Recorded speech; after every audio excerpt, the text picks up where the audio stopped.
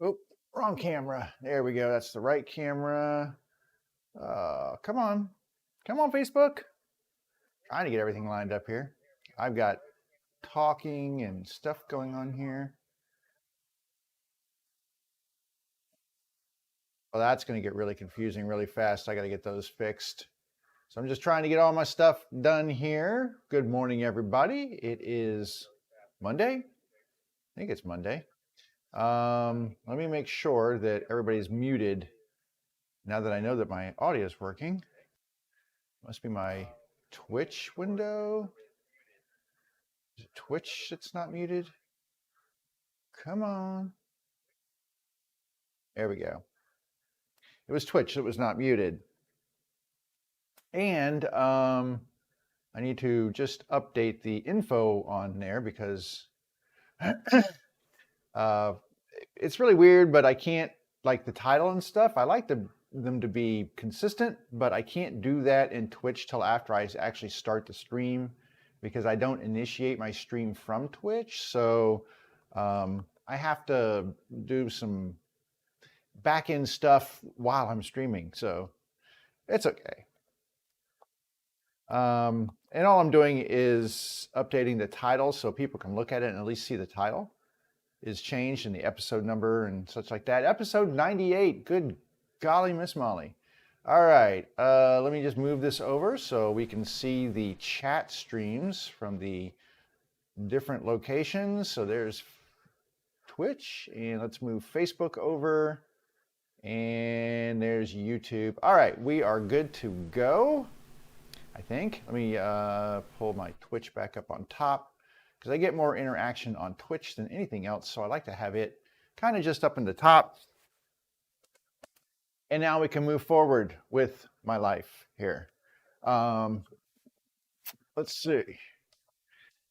So if you look on here, you'll see there's a bunch of stuff that looks like, you know, a mess, but I was very busy this weekend doing several things.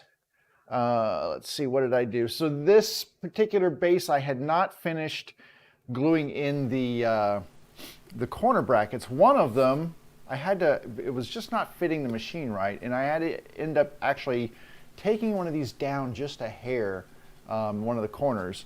And once I got that set so that the machine would sit in here nice and flat and not wobble, then I was able to, I want to post this guitar. Oh, geez. People are, dude, I'm live streaming right now. I can't help you with your problems. What is your problem? To sell it, but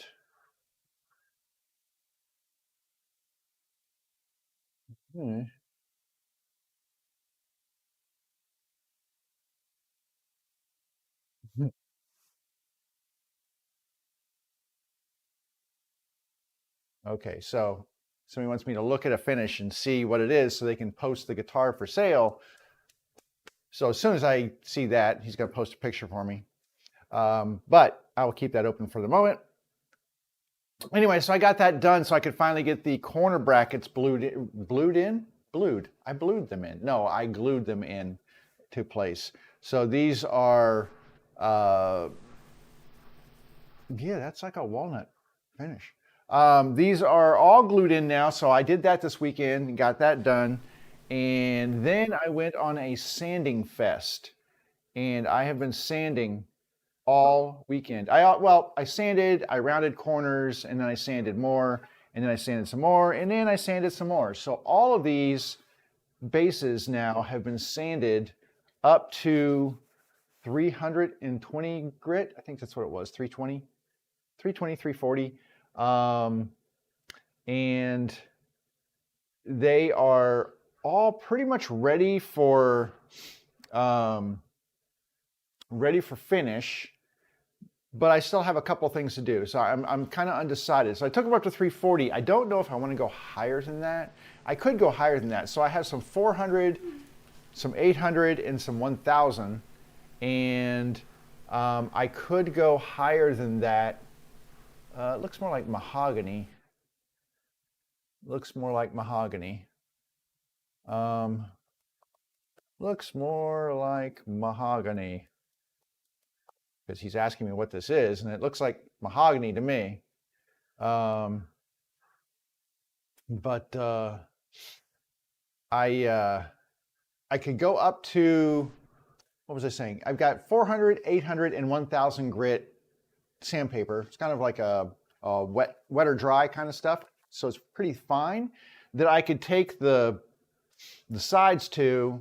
And the reason I might do that, or I'm considering doing that, is that the finish that I'm going to be using, which is called Odie's oil, is very unique in that you can actually control the sheen of the finish by the fineness of the sandpaper you're using. Now, I'm saying this not knowing for 100%, having done it myself. This is the information that I have kind of gathered off of different YouTube videos and other information pulled from the internet, and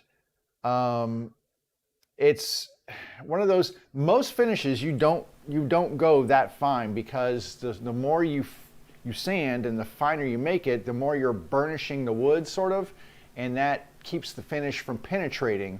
But that's not the case supposedly with Odie's oil. And the fact is that as you go finer and finer in your sanding, the sheen raises to more of a semi-gloss to a gloss, depending on how fine you do that. Let me look something up here. Ibanez mahogany electric guitar. What? Stop it. But anyway, Ibanez, not Ibanez. I put his X on the end of that. My browser here is like being very overloaded right now. It's because I have so much stuff going on, and I'm trying to help somebody, and I'm trying to be on stream. People just, they don't. Solid body, Ibanez solid body guitars. Let's see here. Anything? It's so slow right now. But anyway, so I'm trying to decide. Like I said, I did 320 and it looked pretty good, but I don't know that that does not look like anything like that. No. I'm just trying to find something for my buddy here, and he's having a tough time finding a similar guitar that's not like a flaming maple type thing. That's a flat walnut, not a gloss walnut. Let me try a Google search. Gloss walnut. Good grief. Ibanez guitar. And see, and I need to do like an image thing to see if I can. He's trying to find comps, and I'm like, well, dude, just go by the model. Don't go by the glossy finish.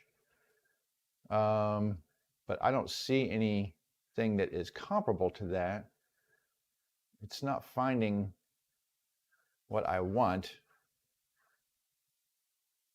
Ibanez acoustic, Ibanez electric. I mean, you know, I would say go by the model number, not by the. Let me see if he has the model number on here. I know it's kind of one of those goofy things, but you know what, you do what you can.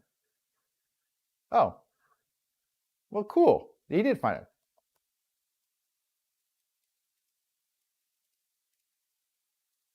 There we go. He found it. Now we can get back to what we're doing. He found it. So it was mahogany. I was right.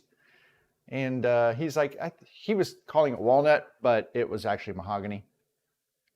And which it was mahogany stained dark. And it can look sort of familiar if you're not, sort of similar if you're not familiar with that. So, but I've done enough mahogany stuff. I know what mahogany looks like. And it's very unique looking and very pretty.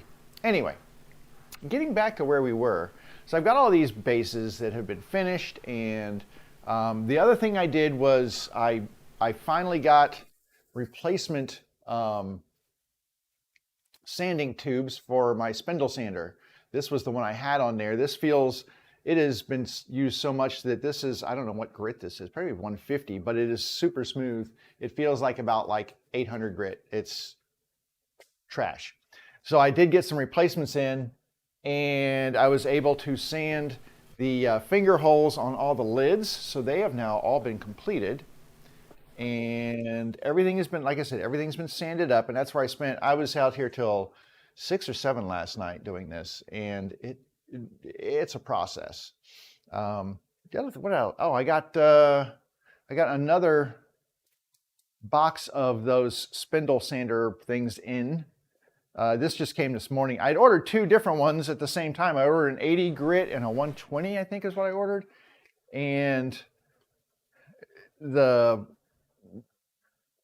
for whatever reason, one of them showed up when it was supposed to, one of them showed up like 3 days or 4 days after the fact. So that's where I was. So where we're at now is that everything's sanded, but I have a super dusty finish now on everything. So you can look here and see, I don't know if you can see, but it's like extremely, you can see where as I rub across there, that there's loads of dust on here. Especially this Paduke, which was just like this orange, it's like very orange looking. I need to clean them off before I do anything else to them because they have all this dust on them. So there's 2 ways that I can do that. The first way is to vacuum them off. I've got a little, somewhere on here, a little dust attachment. Oh, way down here. So a little dust brush kind of thing for my vacuum hose, and I can dust them off. And oh shoot! Stop it! I tossed something down there and it hit the on button of that Ryobi. I'm not really keen on the on-off switch on the Ryobi sander. Anyway, I can dust everything off and get some of the dust off of here. This just kind of pulls things out of the grain, and then run the, and then the vacuum sucks the rest of the dust out. But that won't clean everything out. That only gets like surfacey dust off of there. The other thing that I should probably do, and probably will do, is to clean them with something like naphtha. Naphtha's kind of like you can use it for thinning enamels and varnish and such, but it also is a great cleaner. I prefer that over mineral spirits. Mineral spirits takes a really, really long time to dry before you can do anything else to it. So you don't want to apply any finishes until the mineral spirits has completely evaporated and dried, which can take a while. The naphtha flashes off pretty quickly. It's kind of like alcohol in that it flashes very quickly. It also does not really raise your grain, which is also something else. I don't want to raise the grain on this stuff. And so it's really handy for that. Smells kind of like lighter fluid, and I'm sure it's probably just as flammable as lighter fluid. So generally what I will end up doing is cleaning the surface with the vacuum, and then come back with a towel, paper towel with some naphtha on it, wipe all the dust off, and then let them dry. And once they've dried completely, I can move forward to putting finish on them.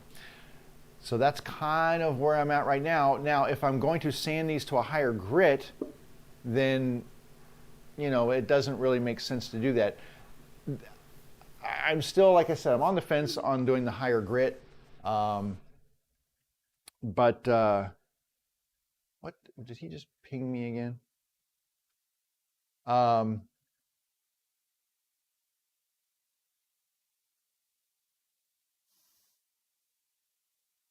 Dude, I'm busy here. It's funny when people text you that they always think that you've got nothing going on because they don't have anything going on right now. And Now, to their defense, you know, it's everybody's like that. But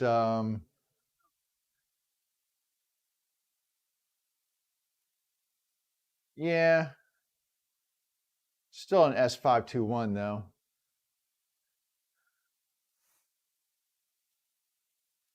And I'll respond.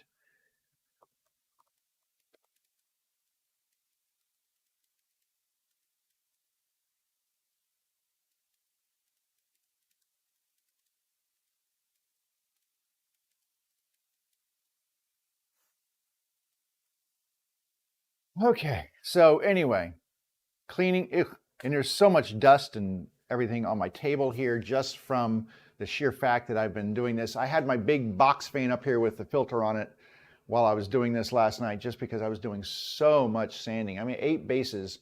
Oh, so the other thing I did, kind of forgot about this. The other thing I have done, which one do I want to grab here? One of these, it doesn't matter, is to pour some epoxy. So I did epoxy pours on my charcuterie boards here, right? So here's, show you the epoxy pour on here. Now you can see the epoxy is sitting above the level. This was all sprayed. This whole section right here was sprayed with, what did I spray it with? I don't even remember. What did I spray that with? Anyway, sprayed it with something. My brain is shut down right now. So shellac, thank you. Golly, my poor brain. Anyway, I sprayed them with shellac to protect the rest of the wood from getting soaked with color, because if you don't spray it with shellac and seal the grain, then anything that you put on here that has a dye stain in there can soak into the surrounding wood. So I wanted to protect that. So they've all been sprayed with shellac. Then I actually mixed my, I went to Woodcraft this weekend, bought some more black dye stain, because if you remember my saga of can't find my black dye stain, I bought a new bottle, 23 bucks. It's not cheap, but it does go a long way. So I mixed up my lacquer and added some pigment to it. I'm just looking at this. And then used my little syringes to kind of fill the areas. Now, it went over a little bit. That's okay. I don't mind that. But what I can do is I can still press my thumb into it. This is a raised section. I know that's outside the circle, but my thumbnail can still press in. You probably can't see that. I'm trying to get it so you can see it. But anyway, I can still press my thumbnail in there. So not completely cured. I'm a little surprised at that, because it's been almost 24 hours and it's not a very deep pour. These are very shallow pours. But I left them in my garage last night, and it got a little chilly in there probably. So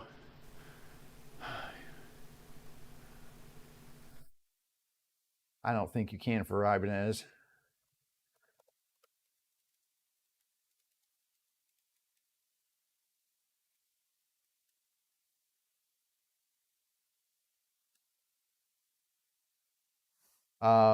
But anyway, it did not cure. So I'm probably going to have to let those sit another day. I might move them inside to get the lacquer to cure. I mean, they're very shallow. It's not like there's like an inch of epoxy that needs to cure, but I think the cold temperatures just did not allow it. Now, cold temperatures are not bad for letting your epoxy cure. It slows it down a little bit, and that's actually what you want. You get a better cure when your temperatures are lower, not like freezing, but lower. The problems most people have when they do epoxy pours is that they don't keep the temperatures down, their epoxy cures too fast, and it cracks on them and stuff. That's not obviously going to be the case here, because my epoxy is not going to cure too fast. It obviously is curing a little too slow for me. So I'm going to move these inside, I think, and just let them cure. I mean, it's like 70 degrees in my house, so that's kind of the perfect temperature for them, and it should allow for them to finish curing. I would imagine by this afternoon or this evening they should be, but I will wait till tomorrow and sand those down, because that's what I need to remove. That what you saw was that over pour, kind of the raised area going all the way around, and I'm going to need to sand that flat, and then I need to finish sanding them completely and put some finish on them. I'm going to use the same finish. Is serial number lookup. I'm trying to help a buddy out here, but you know, I need him to learn how to use Google because he asked me these questions. I'm like, well, let me Google that for you.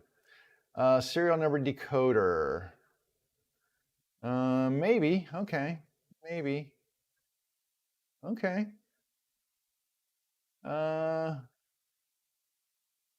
Possibly. Here's another one right here. The Guitar Dater Project. Now, a lot of these are older guitars. He wants to know if he can get more information about his guitar.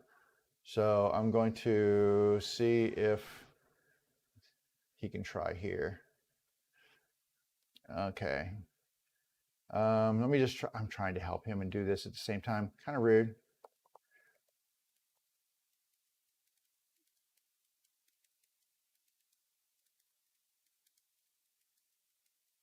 For older models.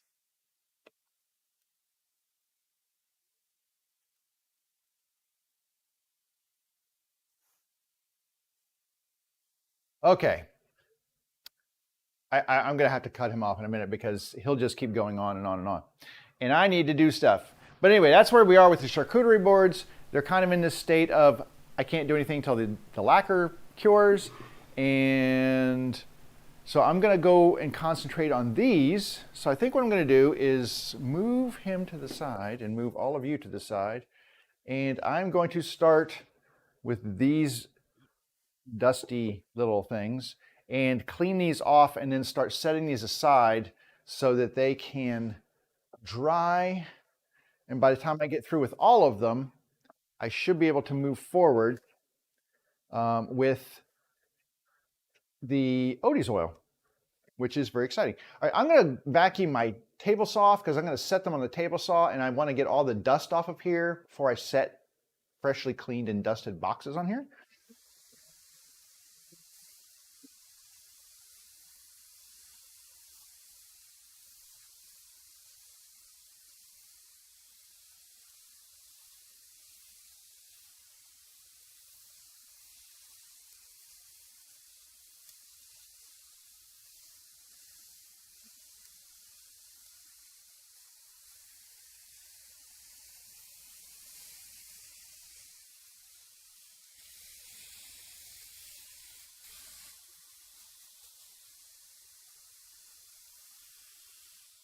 Okay. I mean, it makes absolutely no sense for me to go through the hassle of cleaning these things and then putting them on a surface that's covered with dust and sawdust and such. So that really wouldn't make a lot of sense. So I'm going to keep these to the side here, and then as they get cleaned, I will put them over on the table saw. And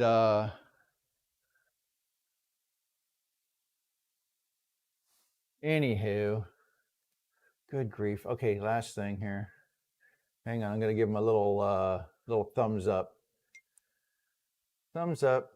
If I hold my finger on there, should do it. There we go, thumbs up. Okay. Arg! You know, sometimes, you know, it doesn't pay to be popular. And I'm not saying I'm popular, but you know what I mean. All right. Oh, these towels get so dusty dirty. I'm going to pop open the naphtha. I'm going to need to buy some more of this stuff. I just get this at the Home Depot. You can, wherever their solvents and stuff are, that's usually where they keep it. I'm going to take this small adapter off. I think it works better without it. And then I'm just going to do these one at a time, just because I think I'll get better results that way. And I'm going to do it. I'm going to get rid of this because I think this just holds a lot of dust. I'm going to clean the surface off here first, then I will do the first one here.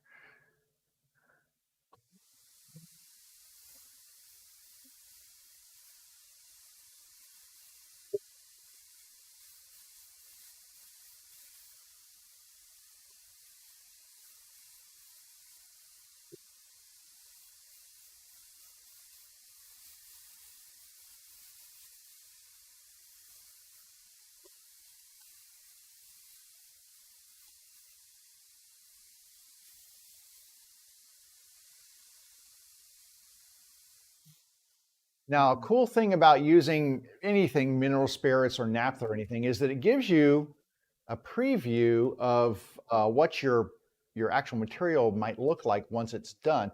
Hang on, I got to clean this off over here because otherwise I'm going to get more dust. So hang on.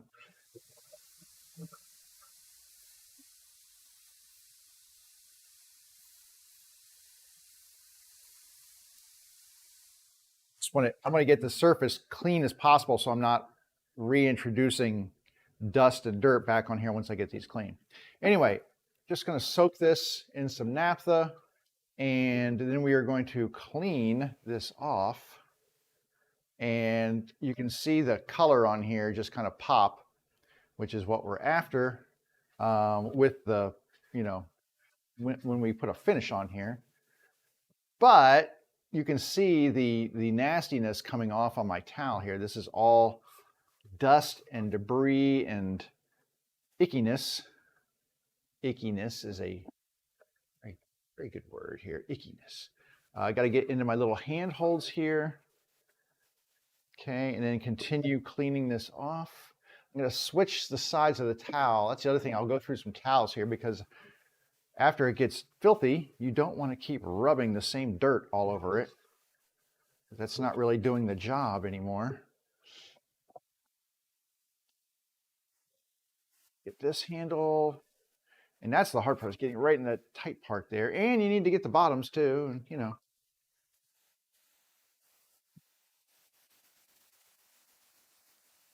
But you can see, like this first side I've done, you can see where it's already drying off as opposed to the last side that I've done, which is still a little bit darker.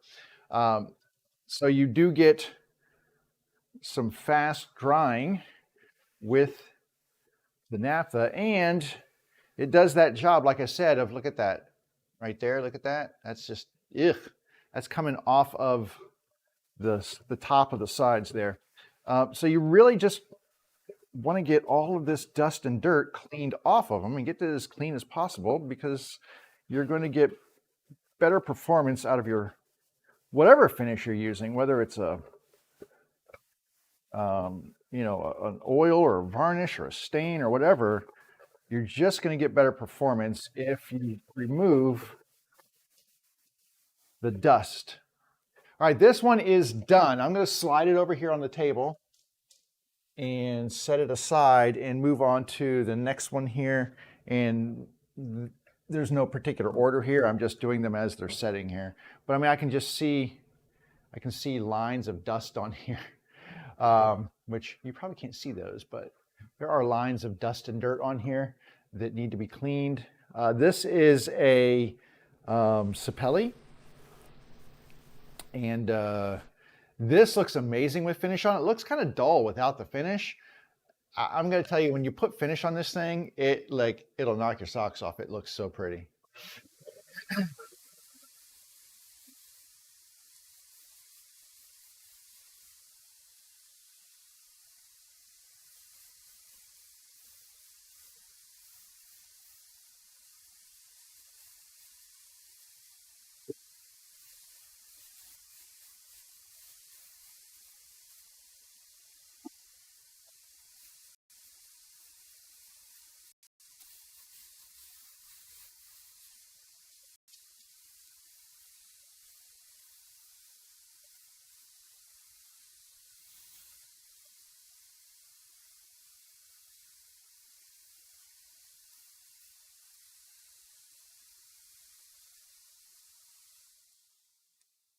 My big concern with doing the Odie's oil is these interior areas that sometimes they're very, I mean, even when I'm doing staining and stuff, they're just hard to get into and harder to get stain and stuff out of them. That's where I'm hoping the oil finish and stuff will be a little easier for me, is some of these interior areas. But let me switch over to here, and I'm going to show you this is just the base panel here for the lid, right? So watch when I put the finish on here, or it's not finished, but when I clean it off, this is what the finish will look like. It's like, now check it out. Look at that. As compared to this, you get this, then you get this. I mean, it's just crazy how beautiful this is when it's all lathered up in some sort of a finish. It is an amazing wood. This is quarter sawn too, which gives you those ribbon stripes. So if you want the ribbon stripes like this, you've got to use quarter saw. And this is actually made from multiple pieces of wood that were laminated together to make this lid, and it turned out really nice. So not unhappy with that, but the sides were not laminated, but they still have that ribbon look to them. And I think this, I mean, it's just, you can see, and there's a chatoyance to this that just, whew, it just is gorgeous, gorgeous wood. No doubt about it. All right, loading up with a little bit more naphtha because we really want to pick up all of that dust out of here. Getting this in the corners. Corners are the hard ones. Those interior corners of the handles. All right, let me find a clean side of my towel here. Now, this stuff doesn't smell fantastic. It's kind of one of those things you have to deal with. But I find it to be one of the best performers. Like I said, a lot of people like to use mineral spirits for this. Not a fan. That's just me. I mean, I have mineral spirits and I've used it. So here's where I use mineral spirits. If I am inspecting a surface to see how well I've sanded and to look for marks and stuff, I'll use mineral spirits because the mineral spirits last longer, and that longer lasting sheen and, you know, whatever you're getting there, it gives you time to go and look at your sanding and everything and make sure that you've got a really good finish sand done on here. Any marks and stuff will show up much more so once you've got something applied to the wood. And so this flashes off so fast, you may not have time once you get it all wiped down to really inspect it. So that's where I would use something like a mineral finish, is when I want to have a little bit more time to check the piece out and make sure that I've got a really good sanding on there and that the wood is prepared properly. But when it comes time to clean prior to putting on a finish, I definitely switch to the mineral spirits.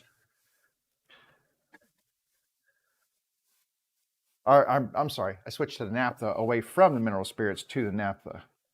Definitely the way to go for this stuff. Do not want you in there. All right, and I'm trying to get these little edges around the corner blocks and all that good stuff done here. But yeah, this is some amazing wood. If you've never used sapelli, I'm telling you, it is well worth your effort to find some. It's not crazy expensive. And results wise, I think, you know, you're going to be really happy if you can find the quarter sawn is really what you want. Flat sawn's okay, but the quarter sawn has that beautiful ribbon look to it. And remember, this is a member of the mahogany family, so it's in that family of woods that just has that beautiful look and luster to it, and performs from a tool standpoint, performs very similar to most other mahogany species. Getting these corners though is a pain, I think. Let me find, I'm looking for my knife is over here. I just want to get this into the corner here, so I'm going to get this really wet and then get these corners cleaned out. And this is where it's a problem, is these little side panels here, which they're really nice and they look pretty, but getting these corners cleaned out can be an issue. So I just want to make sure I'm getting all the dust out. There we go. And that works pretty well. And then also maybe the little ledge that goes around the little rabbet that we cut to hold the lid, get that cleaned out and dusted. All right, this one is done, and we'll let that dry. The thing with the lids and stuff, if you place this stuff down, it takes longer for the stuff to dry. So you want to have it propped up. Like I had this one kind of propped up on the iPad here, but you can just kind of lean things up. It'll make them dry faster. All right. And I'm just going to clean my work surface off with this old towel here before moving on to the new one. And I just throw these on the floor. I mean, look at that. It's just like there's so much dirt and grime and such on here. All right, on to the next one. Isn't this fun?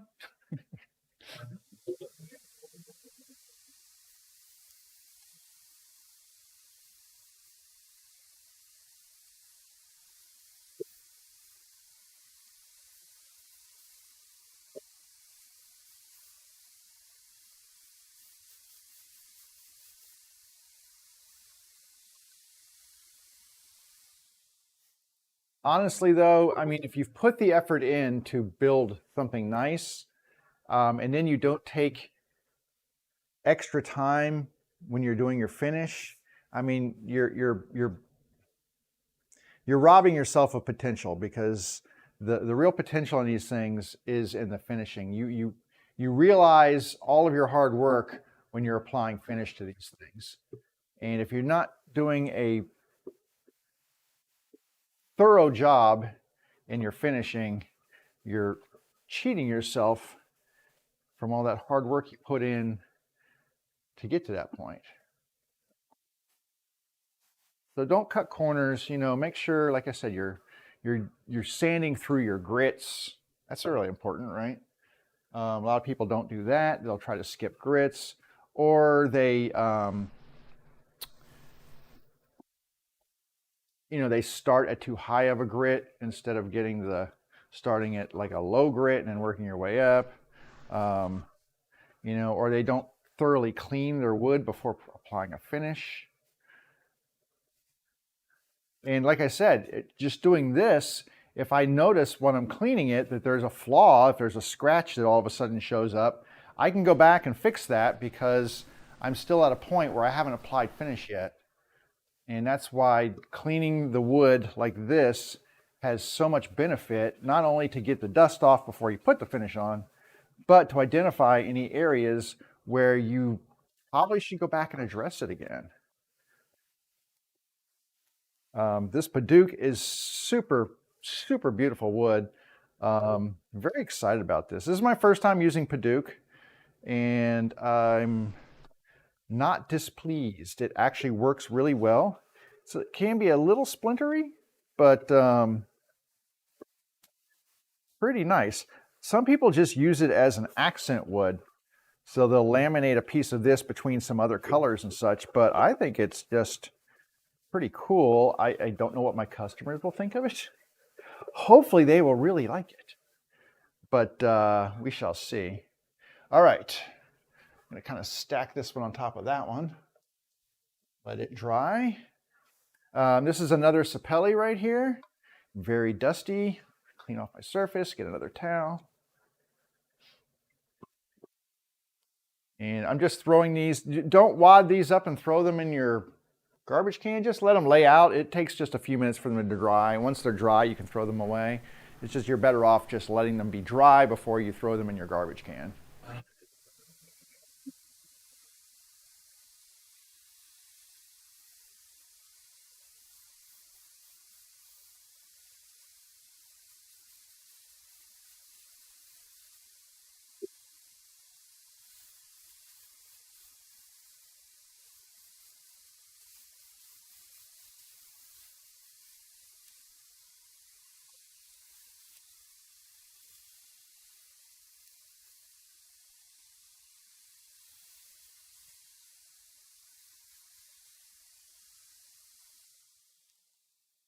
And the vacuum is not 100% necessary, but I mean, it basically keeps my towels here a little bit cleaner, because otherwise they would be just covered after the first pass. And so it gets a lot of that excess surface dust off, and then allows you to kind of concentrate on getting the rest of it off with the towels here. So, all right, let's see. Just once again, this beautiful ribbony, lustery, just gorgeous wood. Just gorgeous. Like I said, I don't know how big these are going to go across with my customers because, you know, maybe they just want something traditional looking. They don't want these gorgeous, beautiful, flamey looking chatoyants. But, you know, they don't have to buy them. I do make these for a specific customer in terms of, you know, product type thing. But to satisfy myself, I do, you know, I don't want to get bored. Just okay. Here's another cherry. Here's another cherry. Here's another walnut. You know, here's some more oak. It's like I get kind of bored with that, and I like to mix things up a little bit and work with different wood species, and you know, just discover different stuff that's out there. And my thought is that even though these things may not sell immediately, I think there's enough market that someone out there is going to want it. You know, it's just a matter of finding the right customer for what you're creating. And if it doesn't sell right away, that's okay. Because I think that there, you know, somewhere out there, somebody is going to find this and it's going to be exactly what they want, something unique for their machine. And yeah, so that's kind of where I'm at on this whole, you know, using exotics and stuff. I've got regular bases and stuff out there and regular woods and stuff, so they can buy those too. But sometimes, you know, some people want something a little bit more extraordinary, and I want to use something a little bit more extraordinary in my woodworking journey. So yeah, so if it's not a huge hit, I don't care. They can sit on my website for a freaking year for all I care, because I'll just wait till it's done. That's true. Now, that being said, these are premium woods. So the other issue that, I won't say issue, my other concern is that I can't price these things like I would price regular wood, right? I can't price these like they're cherry because they ain't cherry. They are expensive. And they're going to be priced accordingly. So you, once again, you have to find that right person who is willing to recognize the cost and the value of the wood and make that investment, which is not everybody. Everybody wants a bargain, you know, but it's kind of like shopping for cars. You've got some people who will go out and buy a Ford Bronco, but then you've got people who will go out and buy a Land Rover because they recognize the difference in quality. So, all right, I'm going to clean this one off because this is also another different one. This is Jatoba, and this, I think, will look really cool and very different. Just like the Sapelli, this should look very different when they get some finish on it.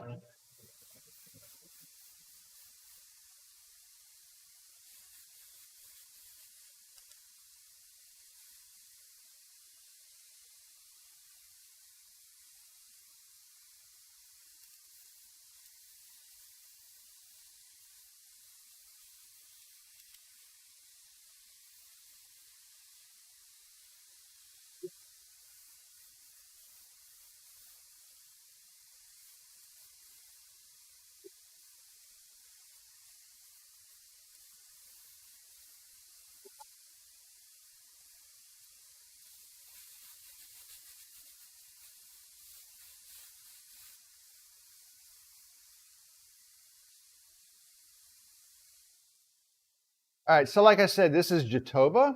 It is also referred to as Brazilian mahogany, or not Brazilian mahogany, Brazilian cherry. So I've heard it called Brazilian cherry. That's another name for it. So you might not always hear it referred to as the same thing. In fact, it's kind of interesting. Let me look something up here. Let's see here. I got to turn my brightness up a little bit here. But Brazilian cherry. Let's look that up. Brazilian hardwood.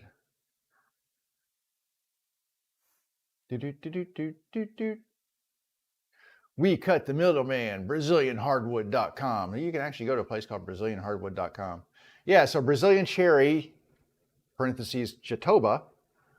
A lot of times used in hardwood floors. It's got a red-brown tone with beautiful grain, impressive hardness, and timeless appeal. Let me tell you what, this stuff has impressive hardness. It is rock hard. But there you go. So I was not wrong in calling it Brazilian hardwood. It is referred to that. And the Yanka hardness scale has this thing, like, it's one of the hardest woods I've ever used. I like these little people ask, is Brazilian cherry wood expensive? It's one of the priciest types of hardwood floors to purchase and install. So apparently, you know, this gets used mostly for hardwood floors. Seems to be the case. But also for other things as well. But it is because of its hardness, it does get used often for hardwood flooring. Because I would imagine this stuff would take a beating. But the color on it is really cool. It's kind of got this reddish brown hue to it, which once again, when you apply some finish, I think will look spectacular on here. I'm very excited to see this finished up. I'm gonna give it a little interior cleaning first. But yeah, this is one of those, and I'll show you the exterior once we get this interior done here. Takes me a minute to get nooks and crannies. Now, you'll notice that I've got light colored corners in here. I don't really fret about the corner colors so much. If I can't find something same species, I will use something kind of like a contrasting color tone. These are actually white oak, so they're very sturdy. I did not have enough Jatoba left over to create corner pieces, but I did have these corners already cut from some white oak, so I decided to use those. And I think once this stuff is finished, it'll have a nice contrast in color. And that will look really, really nice inside there. All right. Let's do the outside, because I'll show you what that outside is going to look like here in a second here. Really, really gorgeous looking. This is the front of the base, and I'll show you that. So it's got this gorgeous, I don't know if you can see that or not, but I want you to really see it's got this really nice wood grain figure in there and just gorgeous color. Yeah, and there you go, you get a nice picture of it right there. So I am very excited about this. I think this is going to be one of those where people look at it and go, oh my God, it's amazing looking. And I hope so. You know, that's all I can do is hope. I can't make them buy it, but I think the right person will recognize and really want this, because it is some pretty amazing looking wood once it's got the finish on it and stuff. I mean, it doesn't have crazy swirly grain or anything, but it's got enough that it kind of really stands out. And the color is what I think is just really cool looking. I just love the color of it. It's that reddish brown, really amazing color to it. So, and I sand these, when I'm doing my sanding, I do sand the plywood bottom, so there's a little dust and stuff left on those. So I do try to get those sanded out as well. Oops, I just threw it on the ground and I actually still needed it. Oh well. Because I have to do the lid. The lid, I did a book match on this lid, and it also will look really cool. So let me get some cleaning on that and you'll see what this looks like. But the book match on here is really nice looking. So there you go, you can see what that looks like. So just a really rich, dark color on this thing. And I think somebody will be really happy with that. I'm really happy with it.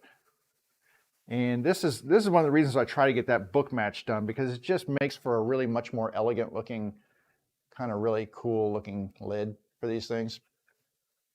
All right, I need to put that in there so it dries. Let's see. Let me get to I'll do the walnut and then I'll save the zebra for last. So I've got this walnut one to do here. And let me vacuum it off. I'll come back over to the front here.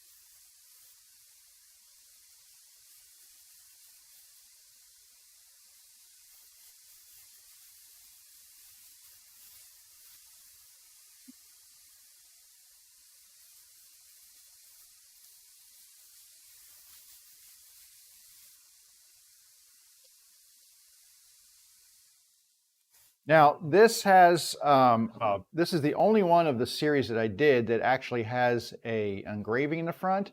And this one, you can see how that really pops and stands out. And that's because I sprayed this whole thing with shellac, and then I taped this area up here and sprayed this with black spray paint. Then I went back and sanded it smooth so that the spray paint was only left in the engraving. And I do that because a lot of times walnut stains really dark and it's hard to see the engraving.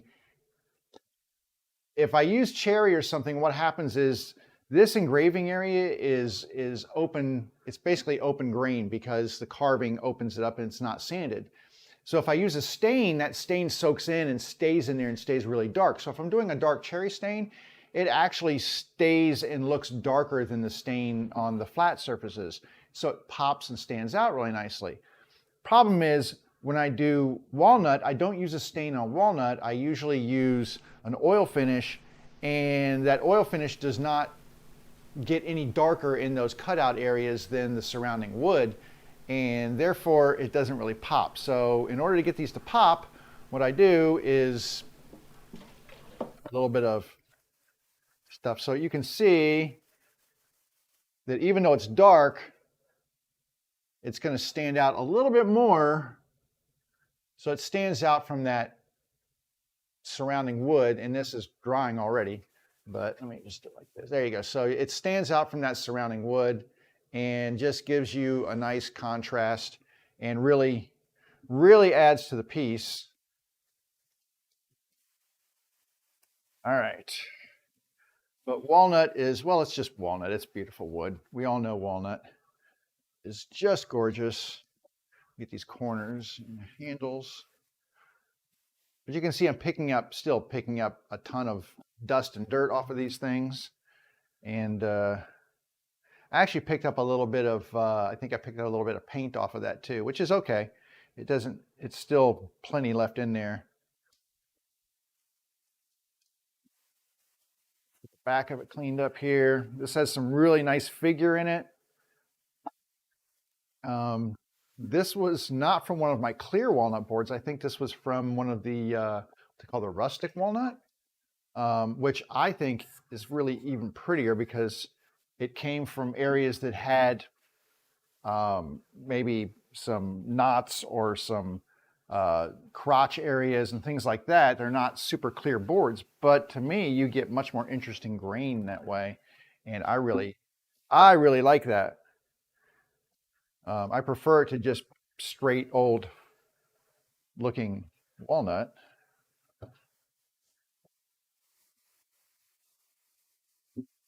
But, you know, to each your own. I do like these rustic boards because, you know, yeah, there's a lot of areas on there that you can't use, but I cut around those because I use such small boards. Usually the areas that downgrade their boards are just a knot or something in the middle of the board, which ruins it for some people's uses. But for me, I can usually work around those. And so it doesn't create that much of an issue for me because I can work around knots and things like that because I'm cutting shorter boards and not as wide boards. So it usually works in my favor to get that rustic walnut wood. And it usually costs a little less. I ain't gonna lie, it costs less, but it's still walnut. And when it's done with my stuff, it's still a walnut base, and I'm still gonna charge a premium price for a walnut base, even though the wood cost me a little less. There you go. All right, and let me get the lid here, because the lid was, I had a piece that I took this out of, which was just a nice flat sawn area. So it's not book matched, but it kind of has a book match look to it. It's got a nice, cool, symmetrical cathedral pattern right down the middle. And that was what I was after. So you can see that. Looks really nice. It's got just classic walnut look to it. Get all the end grain cleaned off. Set that here, and we're going to set that aside, and we're going to move on to the zebras. All right, now this stuff, I had to do a lot of grain filling on this because it has some really super open pore areas. I didn't get it 100% flat, although I tried. I did like 3 applications in one area, which is really the extent of what you're supposed to do with this grain filler. I didn't want to go any more than that, but I did it as well as I could, and I think it'll be fine.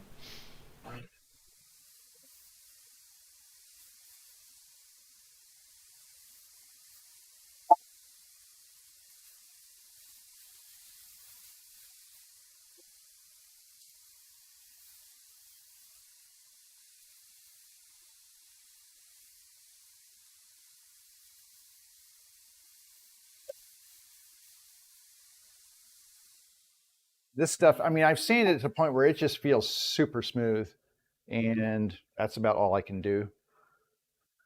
Ooh, what the? Put it over there where the dusty stuff is, and there was dust on there. We don't want to introduce new dust. All right, let's get this cleaned up. The zebra is another one I'm really excited about. I think it's going to look pretty amazing. Yeah, that's pretty amazing. This is the most premium of premium woods I've ever used, and with a very premium price tag. But it's also just spectacular wood. And it's not going to be for everybody, but I think for the right person, they will just love the way this looks. And you know what? It's unique. You don't find these. That's the other thing, is that when I do bases like this and I'm doing it in different wood species and stuff, you're not going to find other things out there like this. These stand out from the crowd. People are making stuff, and oh, here's one I did in, you know, cherry or oak or, you know, red oak or white oak or whatever. Even hickory and stuff I've seen, you know, besides myself, I've seen some people doing stuff in hickory and things like that. But you don't see people doing things in these exotic wood species. And that has a great appeal, I think, to some people, especially collectors. So these are, most people who buy these, a lot of people who buy these things are collectors. They've got their collected machines and they are looking to display them, and they want something that is just as unique as the machine that they're displaying. So why not, ooh, God, that feels so nice. Why not a lovely zebra base? Because, you know, because they look awesome. All right, last one. This is the big one. This one is, I've got the 2 lids. This one's going to have 2 lids that go with it. And that was on purpose. I just wanted to try a couple of different things. I figured I would give, whoever gets this gets a little variety. And yeah, why not?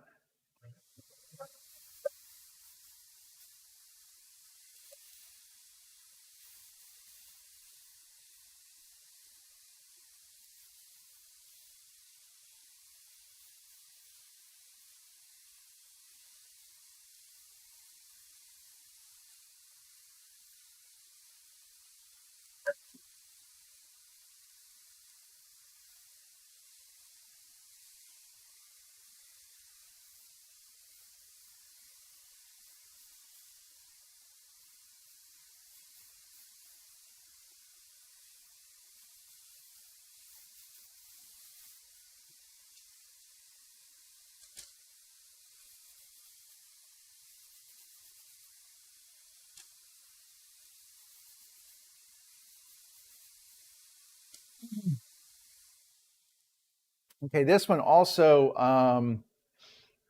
what was I going to say? This one has walnut corners in it, as opposed to this one right here actually has what's called torrefied oak. So this is oak that's been cooked, basically. Whereas these were from maple, but I like the dark corners because you do have all these dark striping going through here that I think the dark corners just kind of accentuate that.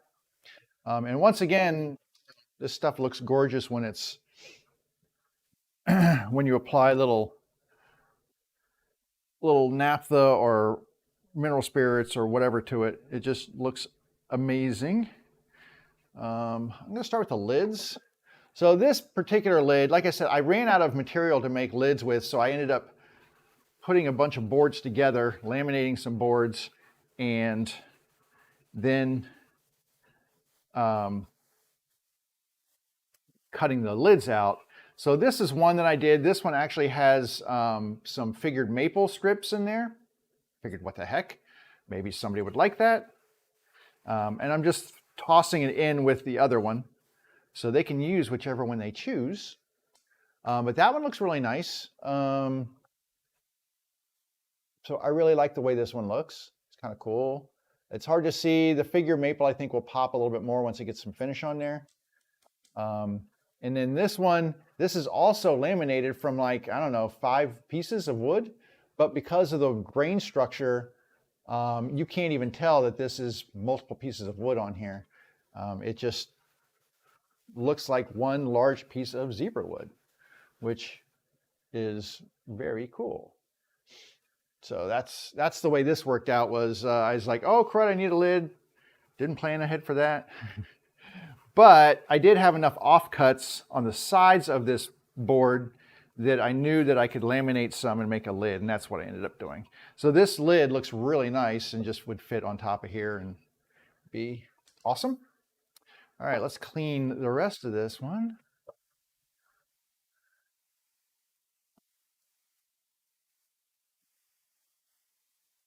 Now, as far as the application of the Odie's oil, I watched a video, because, you know, that's how we do things anymore, is we watch videos.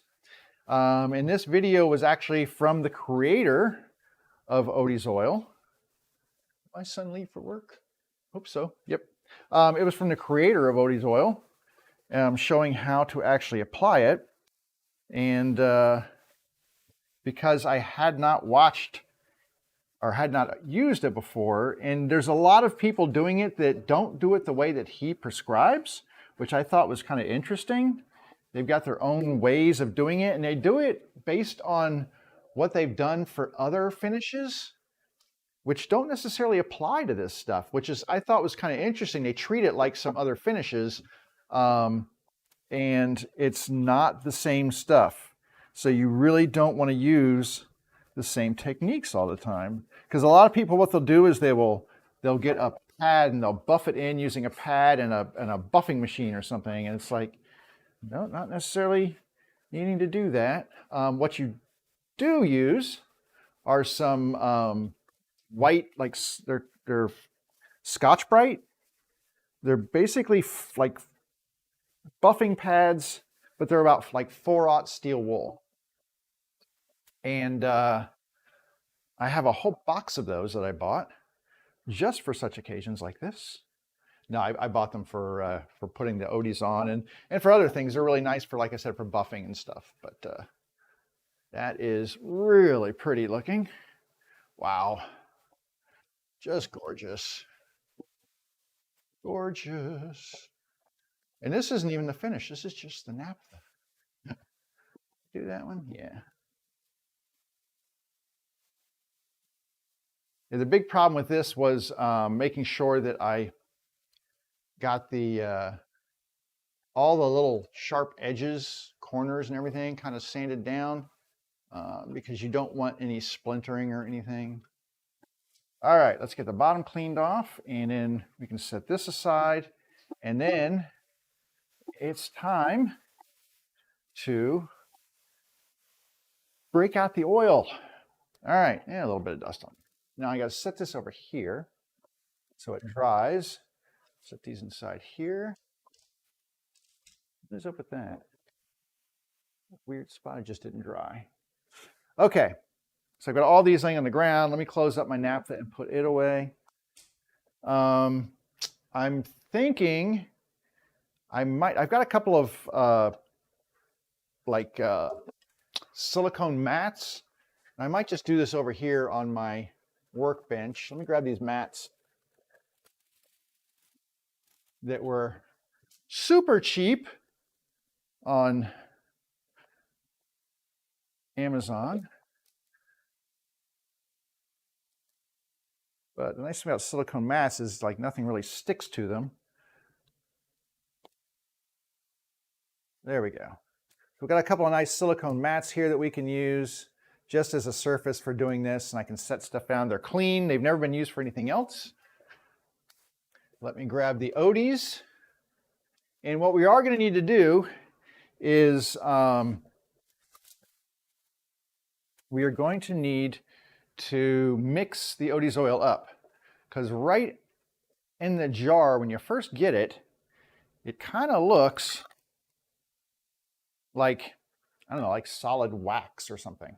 So it looks like this. It doesn't really move or anything, but the key to this stuff is you have to mix it in order to get it to the consistency that you want. You want it about the consistency of honey, I've been told. So I'm going to grab a wooden stir stick or a tongue depressor, whatever you want to call it. So I've got a tongue depressor here, just like this. It might be a little big, but we're going to use that, and we're going to get in here and we're going to stir this stuff up, because that's the key. I've been told is that you have to get this stuff stirred, and it will loosen up and liquefy after it's been stirred. And yeah, it's already getting that way. And then the other thing we're going to use is a, well, you can do this two ways. You can use like a Bondo spreader if you want to, and kind of push it around. I'm trying to get to the very bottom of this so we can get this all stirred up here. So you can use like a Bondo spreader, but that's more for like a really loose oil finish. And this is a little bit thicker. But there we go, look at that. It's getting all nice and, there you go, kind of like thick honey. I've been told that that is the consistency that you want it to be. So yeah, much thinner than it was when I originally opened it. As far as the cost on this stuff, it is not cheap. So I'm going to tell you right now, this stuff is about 45 bucks a jar, which is a little pricey. And by a little, I mean a lot.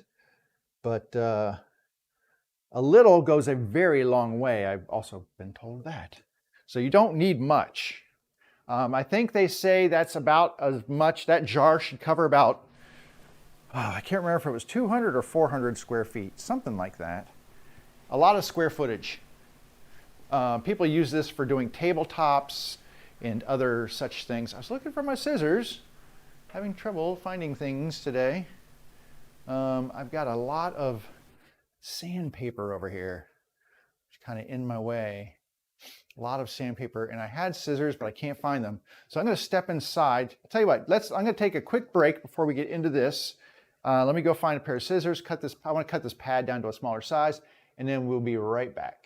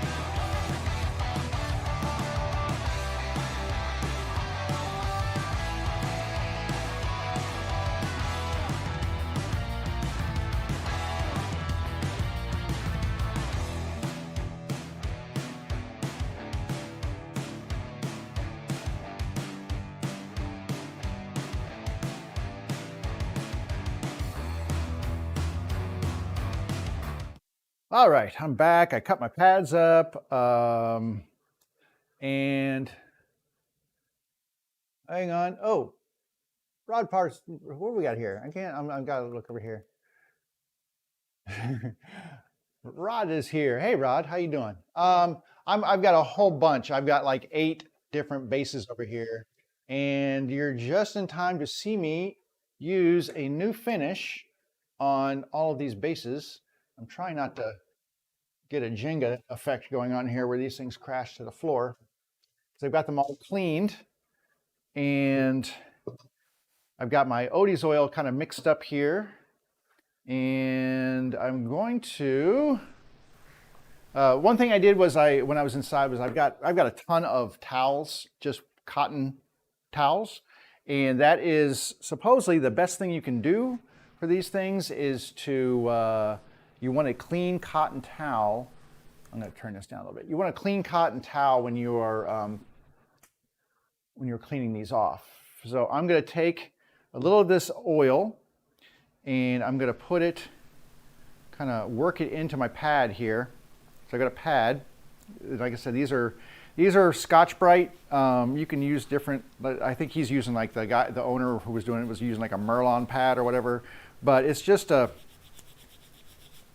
pad that I'm working I'm working product into the pad so that it gets mixed thoroughly in there, and then I will start spreading this stuff into. I'm going to turn this around this way, and I'm going to start spreading this into my project here.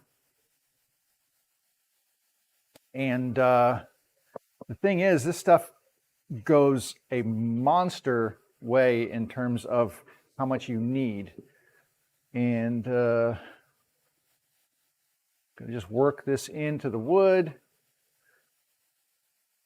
and then just kind of work my way around the sides here.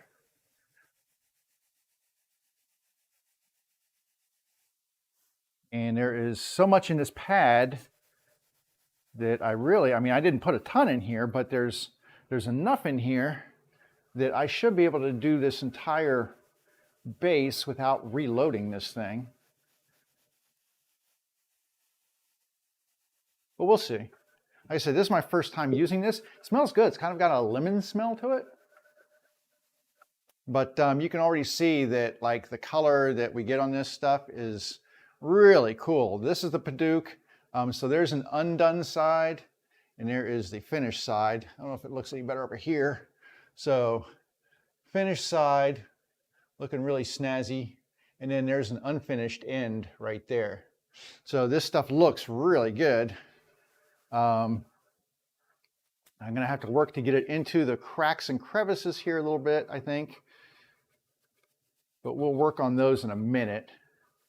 I might get a little bit on the edge of the applicator pad here. But anyway, I'm just going to work my way around and just keep working this in.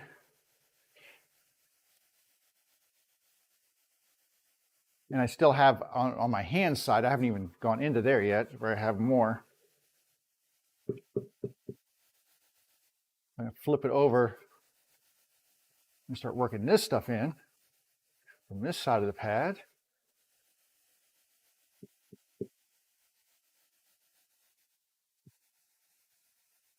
And you can put a little bit of product on here. It's not like you can't put any product on. You can put some on, but really you shouldn't need to. And let me get this last side over here. My little silicone pad there.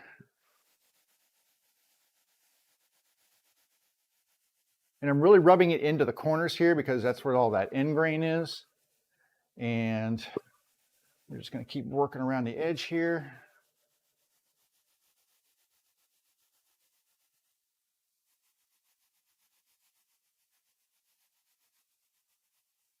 And there's the owner, I think I said this before, but the owner actually created a video on how to apply this stuff. So I watched that a little bit before.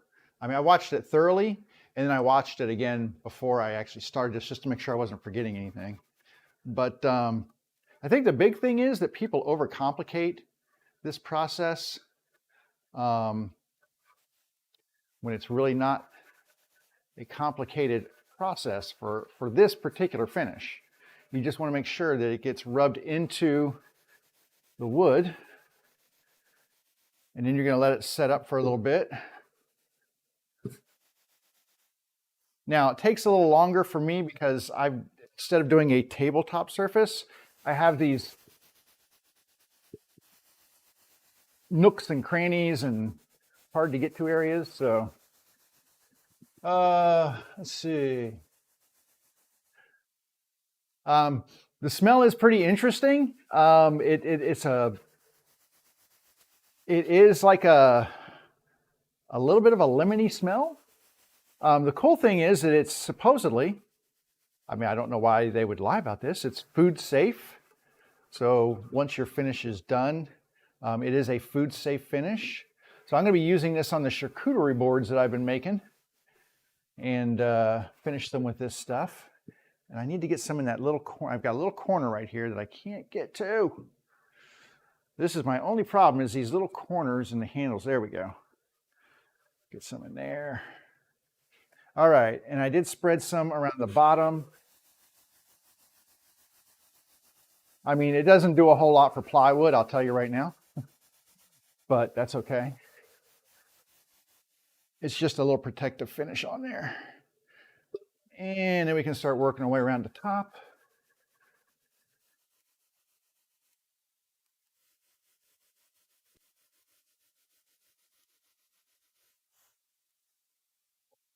But yeah, I'm telling you what, man, on this Padauk, that looks freaking amazing. Padauk's got such an awesome color anyway to it. It really does.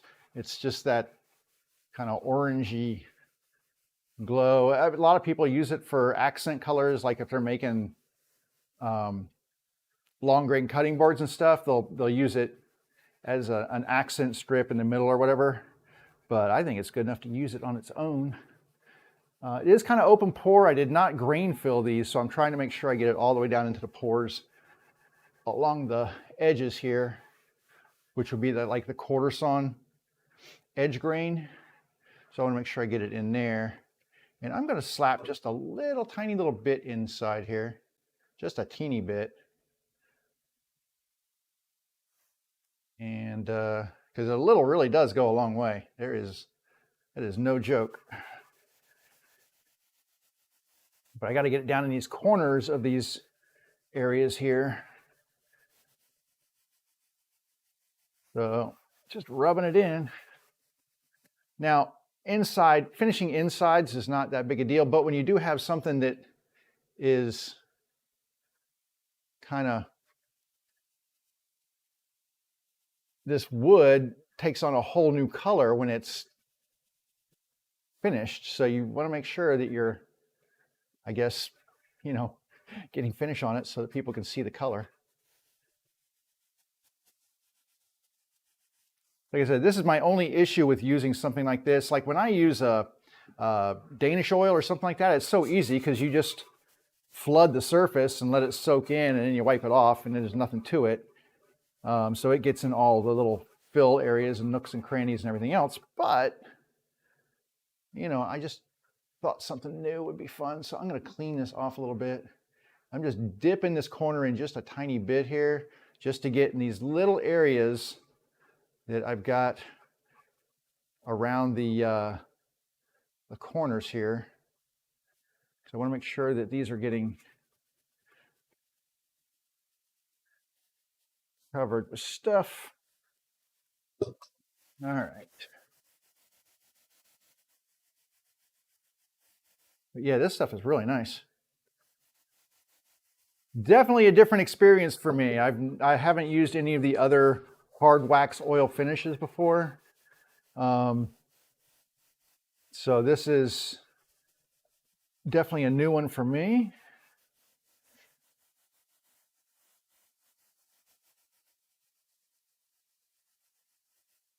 I mean, I have used the, I've used oil finishes, but not any of the hard wax oil finishes. Do need to make sure I get right in these corners. That's gonna be my, I think that's gonna be my big issue, is getting in the corners of these blocks right here. All right, that's the interior. Make sure I get all the edges looking nice. And then I got to get the bottom here because I haven't done the bottom yet.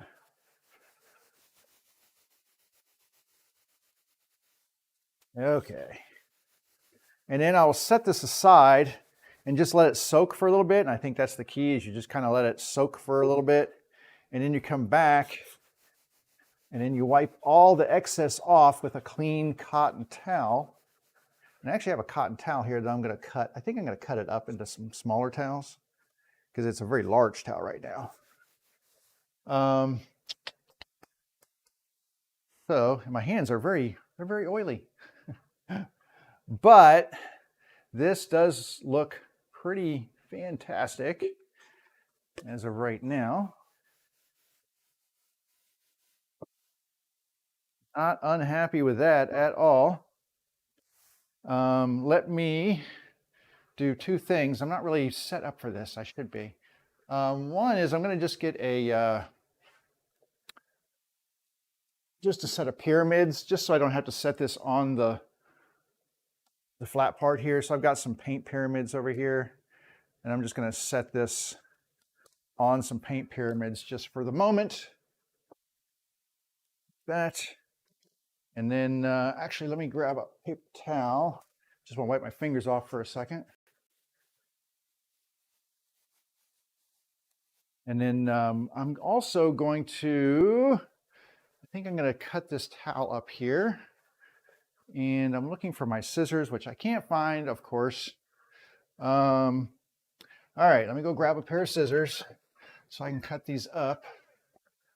They're probably dull scissors, so that's not going to be very helpful. But we'll do what we can do.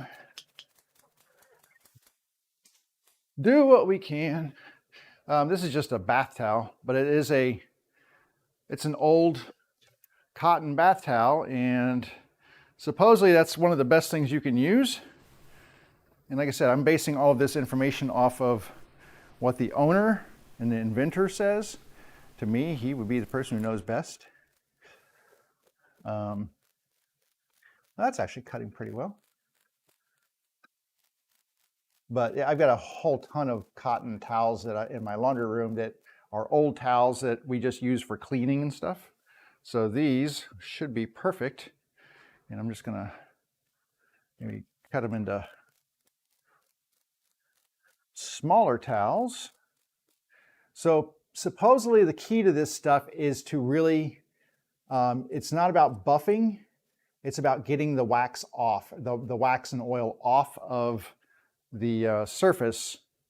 Once you're done letting it sit on there for a little bit, you want to get it all cleaned off. And the way that he kind of showed it is that he took his fingers and rubbed them across the tabletop he was doing, and he could see like streaks in the finish that was from the oil that was still on the surface. And when he was done wiping, he basically had no more streaks on there. So I'm cutting these into smaller pieces, about like this big, and that hopefully will be enough to do one base. If not, I'll just grab another one. But I can get like 8 out of this one towel if I can do it this way. And that would be helpful because I have 8 bases. So if I can get one towel to do at least one of these small ones, if I can get them with one towel, that would be helpful. But yeah, so the key to his finish was basically to make sure that you've got all of the finish removed once it's had time to set and soak in. So I think what we can do is, in fact, hang on a second, I actually have this pulled up here.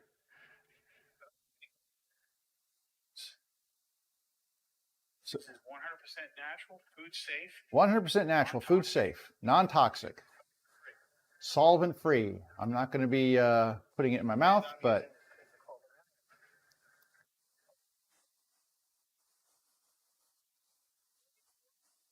penetrating deep into the wood, bonding with the wood fiber, and becoming one with the wood. It penetrates into the wood, bonds with the wood fiber, and becomes one with the wood. What he says.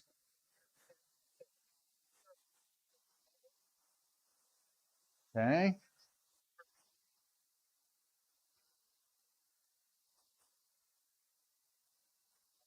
How long do I let it sit? That's all I want to know. Finish work into the surface. I'm going to let it sit up for about an hour. An hour. And then I'll come back. Okay. So basically, it's kind of what I was like, I'm not sure how long you need to let this sit. Apparently, I need to let this sit for a long time. Like at least an hour. So what I'm going to do is I'm going to do a couple of these different species. So I just did the Padauk, and we see what that looks like. So I'll tell you what, let's do, I've got the smaller one here. Let's do a zebra, because the zebra is one of those that just, I think looks amazing. So we're going to do a zebra, And then after that, I've got a walnut. So I'm going to do like 3 or 4 of these. And we're just going to sit here and put this stuff on. And like I said, I'll do 3 or 4 of these. And then at least you'll get an idea of what they look like with the finish applied to the different woods. I think that's probably the way I'll go. Now, because this Padauk is so orangey, and you can see the color in here, that's not necessarily Odie's oil color. I'm going to use a different pad for doing the zebra because it is a much cleaner wood. So I'm going to take some of this and put it in here and work it into the pad just like we did the other stuff. And we're just going to work it in just a little bit and get this really worked into the surface here. And then we will start on the zebra. So let me get this really worked in. So one thing I kind of figured out when I was working on all these bases and sanding this weekend is that I need to stop being so frugal with my sandpaper. I think a lot of people do this, and it's unfortunately it's not really necessary, and it's one of those expenses. Sandpaper is an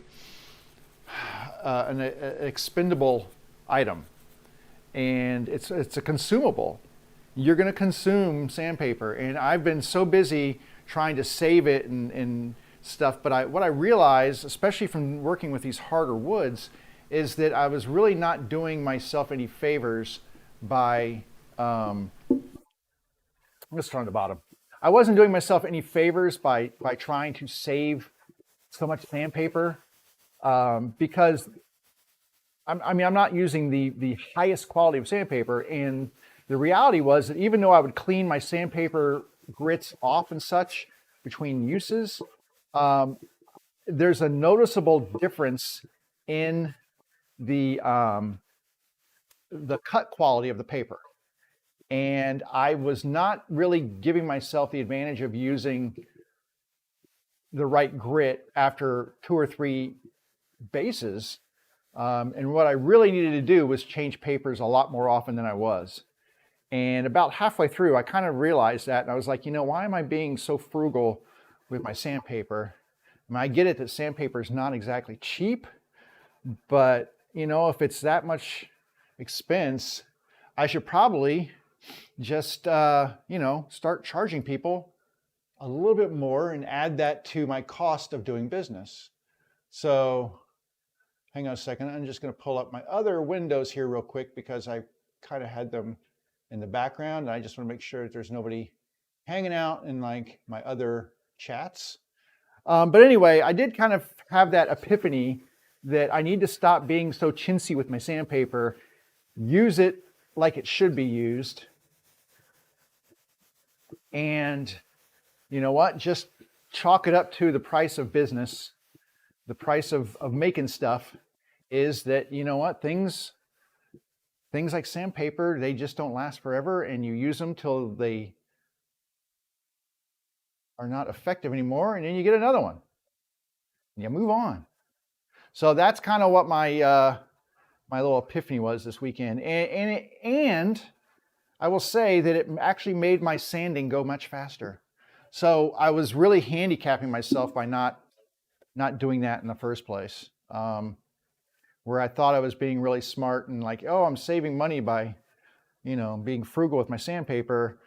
But, what's my time worth? How much effort did I actually have to put into sanding with a 120 grit paper that was more like a 220 grit because it really didn't have a cutting edge anymore.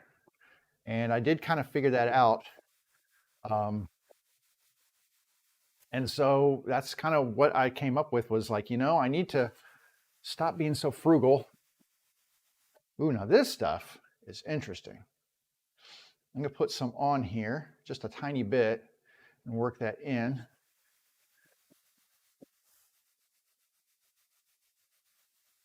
So this is the zebra. This stuff is amazing. I love this stuff. It's kind of a pain to work with, I'm not going to lie. It can be a little bit of a pain to work with, but just a beautiful, gorgeous. Let me give you another camera view here so you can see what this looks like. So there's, I mean, it's already got this huge marbly kind of cross grain to it, but that's just, oh, look at that. Isn't that gorgeous? That looks spectacular. Okay, and I am going to spend some time making sure that it gets into the wood grain on the ends, especially the end of these boards have end grain to them. So just making sure that I'm getting in that end grain. Work my way around the board.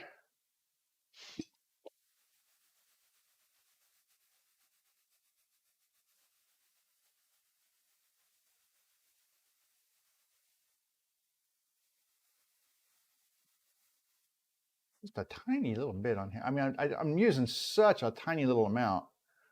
It's kind of funny. But it really does go a long way.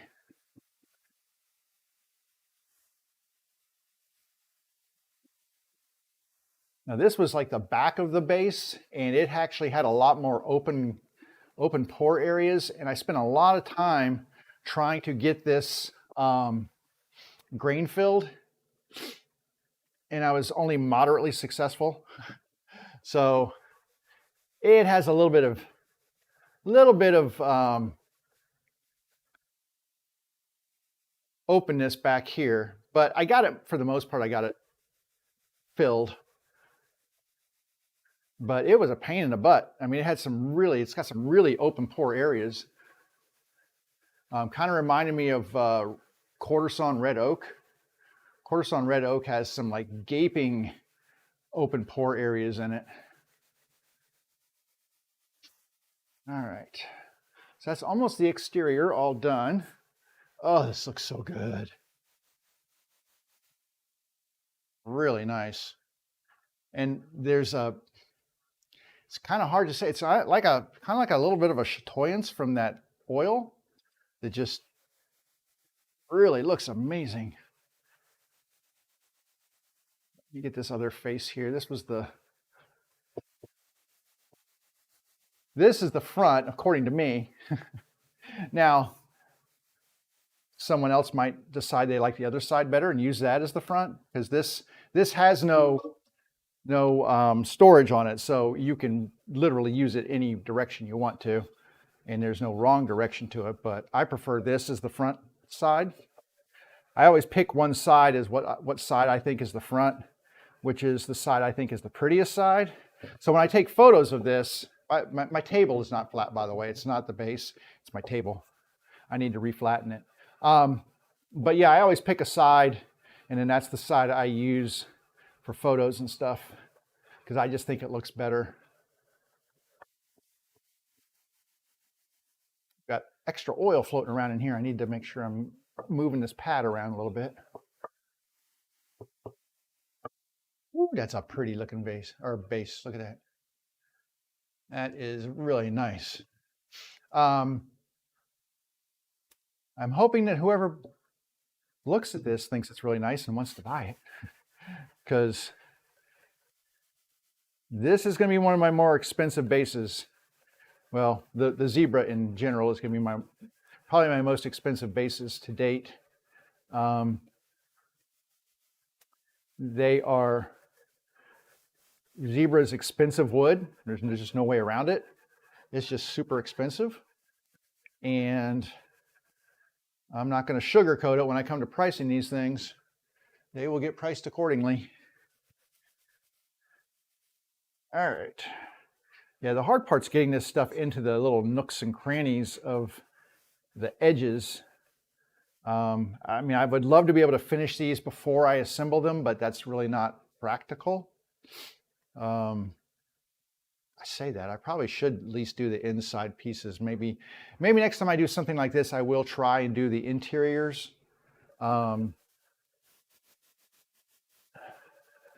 there's so much like staining and other stuff, that I normally am doing. I just like thinking, I don't really want to do that before I get to my assembly. Because the other thing is I do roundovers and stuff like that. And if you're staining that stuff, it kind of, I don't know, Doesn't seem like it would be very prudent to do that, but looks pretty good. I'm just going to put a tiny dab on here, and I'm going to do the bottom of the base.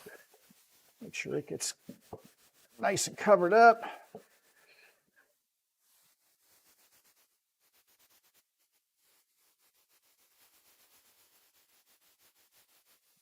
I think the cool thing about this stuff is that it all gets wiped off the surface.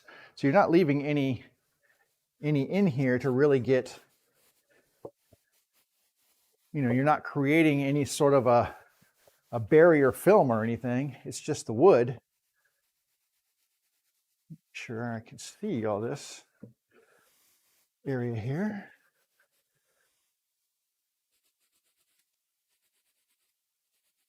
Just trying to make sure I'm getting all of these surfaces covered really well, because that's the one thing you don't want is,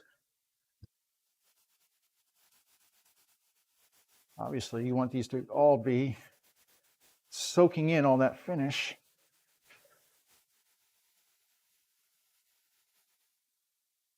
I'm just trying to move it around. This one's harder to see, unlike some of the other ones that really, they really pop. This one, not as much. So I'm just making sure that I've got this, and I'm trying to hit it with some angle the light on it and stuff and read it so I can see that I've got it everywhere it needs to be. Now I'm going to go back and try to get these. This is the hard part on these, is these little teeny corners where the corner pieces sit up top. And I'm just going to kind of get a little bit of this stuff in there, because there is a tiny bit of overhang where the wood sits just above those triangular pieces. And I need to get finish on those little proud areas. And I want to get some on the tops of these triangles to get it to soak some finish in there, because that will protect that wood as well. I think that's good. All right. Yeesh. Man, this stuff is like sloppy. I could be using gloves, but they say you really don't need to, so I'm not. All right, I'm going to set this one aside. And then I will grab another one. Luckily, I have lots of painting pyramids and stuff set up because, well, I use them all the time for my other finishes. In fact, before I move on, let me grab this one. I think is a good one. And then I've got this one. So I'm just going to get a couple set out here so that when I need to set these up, that I have a surface already prepared for them to set on. And yeah, we'll do that.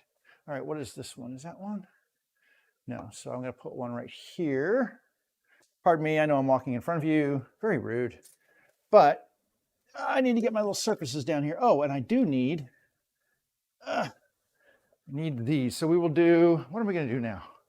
We're going to do a walnut. Do the walnut. I need one of these to set the lid on. It's just little teeny nails in a board, or screws in a board, and keeps it raised up. All right, walnut. Come on over. We all know walnut looks amazing anyway. What did I do? So I've done a zebra. I've done a Paduke. I'm going to do a walnut. And then, well, I've got 5 different species of wood here. I also have a Jatoba, which I'm really curious to see what that looks like too.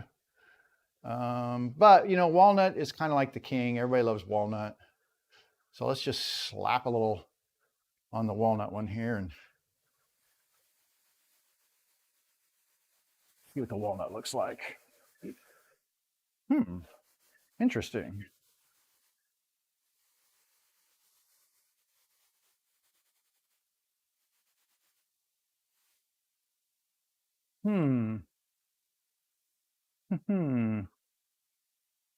My walnut face, you know what? We're going to take a chill pill on the walnut. I'm going to have to sand off my logo because I didn't go deep enough in my, that's a little irritating. But I kind of sort of thought I might have to do that. So hang on, I'm going to set this aside for a moment.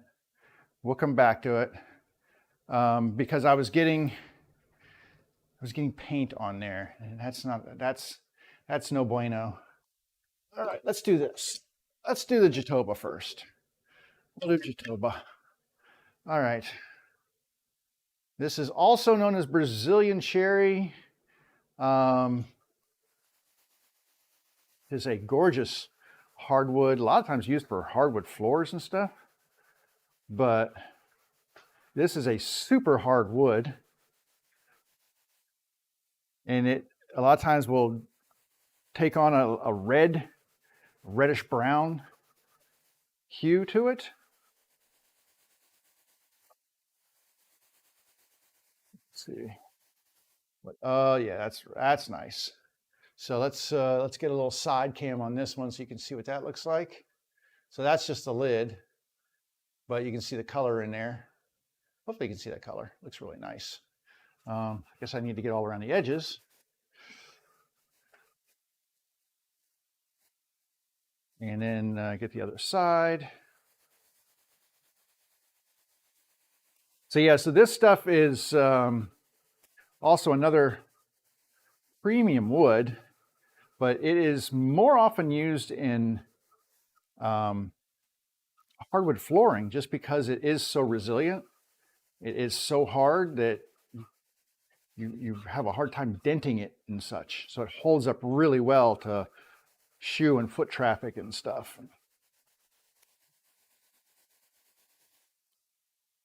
And I got the itchies.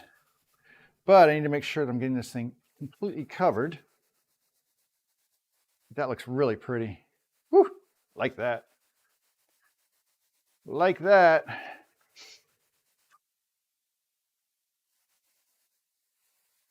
All right. Yeah, so what I'm going to do on that walnut one is I'm going to give it a little skim across my planer or across my jointer and joint that face down to remove that logo. It'll just not have a logo. It's not very deep, and that's the problem. I didn't, for whatever reason, I didn't get that one. I didn't get it deep enough in the surface. And so it's really not, it's like through all the sanding grits and stuff, it's almost like it's kind of disappearing in places. And it would be impossible for me to go back and redo it. So I'll just go through and take a few really, really light jointer passes, and that'll be enough to remove any any of that logo that's on there. And although it makes me a little sad because I do like the logo, but in the long run, you're not going to notice any difference in the thickness really. That'll only be taken off like a 64th maybe of distance, or distance of thickness. And honestly, it'll look better without it than with it. So sad as it is to me, because I really do love it when I do the logo stuff, this will just be a non-logoed batch. I was kind of afraid of that when I was putting the paint and stuff on there, and I was looking at it, I was like, I don't know if this is gonna be deep enough. But I went forward with it anyway. I probably should have just listened to myself and not done it. But you know, sometimes you just want to believe. All right, let me get the edges here. This is all edge grain, so I'm trying to work it into the pores and stuff on this edge grain. I need to do the corners. These handles are a little problematic just because they've got a lot of right angles in there. So I just kind of load up a little bit on the corner here and get it in. And it seems to work.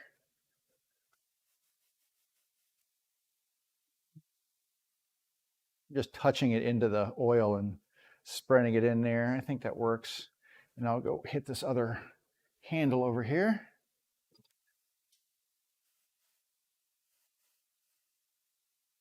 Yeah, I thought it was going to work, but that's. There we go. Got to really push it into those corners.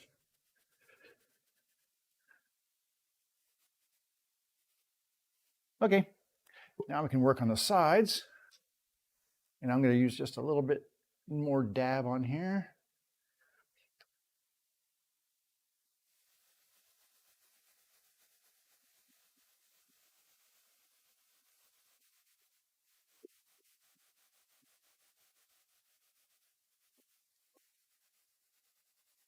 There's a lot of end grain on these corners, so I want to make sure I get those really loaded up well. Buff this stuff in so it really kind of gets into those end grain areas. Now this is what I would consider the back of the base. So it's not as dramatic in terms of grain and such, but still just the color and stuff is really pretty on here. Sides.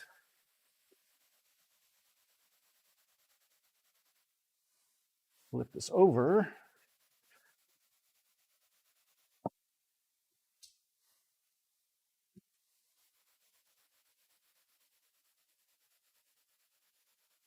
It is kind of amazing how far this stuff goes, because you could think, oh, I'm fully loaded up with, you know, and now I've used it, and it's like, nope, it's still going. It's still spreading.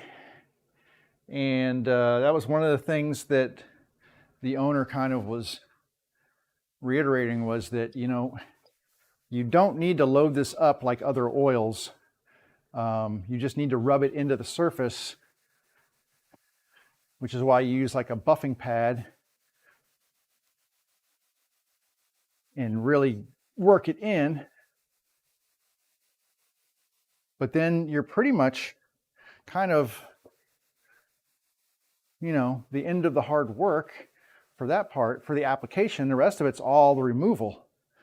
And that's, I guess from what I understand, that's where the rubber meets the road, is getting the oils off the surface. And like I said, he was doing this thing where he would rub his fingers across it like this, and he could see, if he looked, he could see where his fingers rubbed across and left a streak in there in the oil. He's like, well, if you can see that, then you still have oil on the surface, and you need to, you know, you need to work on getting it off. Just putting a little bit more on my pad here, work that in. But he's like, yeah, you need to, you know, the trick is to get it off, because you only want the stuff that basically worked into the wood is what should be left, not the stuff on the surface.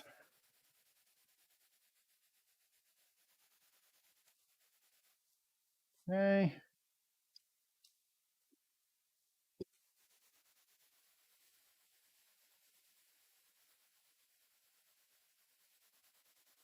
So I'm kind of swirling in, going with the grain, because my thought is that I can try to get down inside of any of the open pore areas, and then going with the grain. I think the grain's kind of going this way, so I'm kind of going this way, working it in, and then back and forth across. And hopefully between those two methods, I'm getting this worked in to all the areas. Now this is gonna be a pain in the rear, because I've got these little shelves, these little rabbet cuts in here to hold the lids. And to me, that's where I'm gonna have issues with this stuff, is getting it, not with the finish, but getting it worked into those tiny crevice areas. Let me try going like this, and really getting it worked into these areas where there's a lot of little 90-degree cuts, because it's hard to get any finish in those areas, much less one that needs to kind of be buffed in there. And I might just have to use a little too much stuff in there, but better to get the coverage that I need. And these tops of these rabbets are actually more likely to be seen than the interiors of the bases, or the interiors of the box lids here. Box lids. interior of the side compartment. You're seeing this little ledge more than you see the inside sides of that ledge. I'm going to stop talking now because words are hard and I'm not having much luck with them. But I'm going to try to get these in the corners here. And these corners are really tight for my big giant hands anyway. So if I can get a little bit of product in these corners, I think we're going to score well here. Even that, hang on a second, I'm going to get getting my knife and working it in these corner areas here. That's better. So I have a marking knife, but it's got a nice kind of a point to it. And so you can see that point on there. And I can get that wedged right in the corners, especially down at the bottom of the box down here where it's really tight quarters for my hands to get in there. And I really want to get this all along the edges. So I'm going to use my knife to just make sure that that is really getting down into the corners. And it is. Now my knife is all scrunchy. But now I can just spread this around on the interior areas here. And I should be in much better shape. Because I got plenty on the pad now that I can just cover the sides and get them really well saturated. These are always the problem for doing any finish that I do, are these little side compartments. They are my biggest issue, is getting, like, even when I stain, it's like staining, it's no problem. It's getting the stain out that's the problem. That's always my issue. All right. So last but not least, I'm going to put a little bit of this stuff on my silicone pad. I'm going to put a little of this stuff on the pad here, and we're going to just work our way around the interior of the base.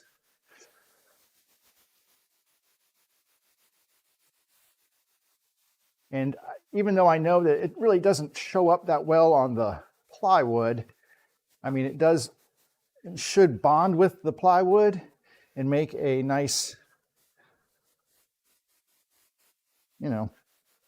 nice finish for it, even though it doesn't really do any color change or anything like that.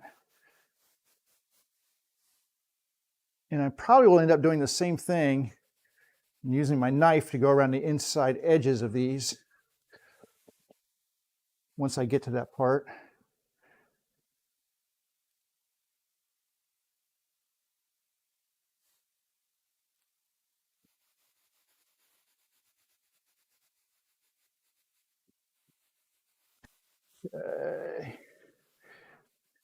This has white oak corners.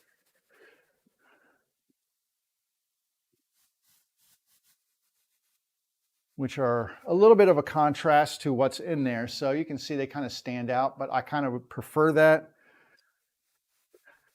I would rather use something contrasty, lighter colored than darker on this particular wood. I just think it looks good.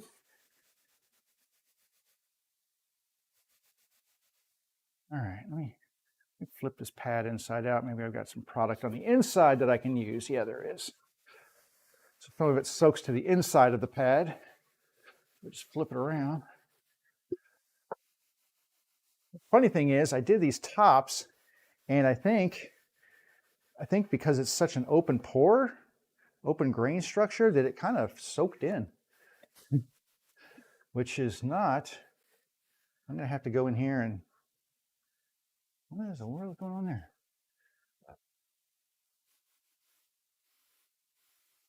Hit these again just to make sure that I've got enough product in there, because I think, all right, what side haven't I done? This side.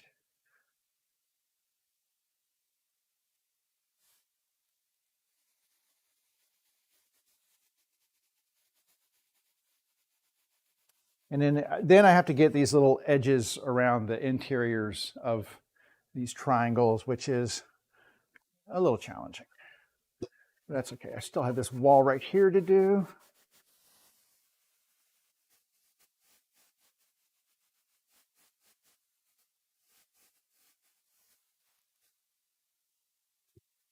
The nice thing is when I get done with these, I'll just come back out here in a little bit and start buffing them down, and hopefully we'll have some really good looking finishes on here that are protected and basically ready to go. You just kind of let them sit, and after a few days, these things are all ready to rock, which that's not the case. Normally when I stain stuff, and this is why I wanted to try this, because normally when I stain stuff, what happens is it takes, I will use like a color stain, right? And then, or if I use, I don't know, say I'm using a Danish oil or something. Well, then what I would do is I'd have to wait for about a week for that whatever finish, either stain or Danish oil or whatever. I would have to wait about a week for that to cure. Then I could come out and start lacquer spraying. Well, these don't get lacquer spray. This is my finish right here.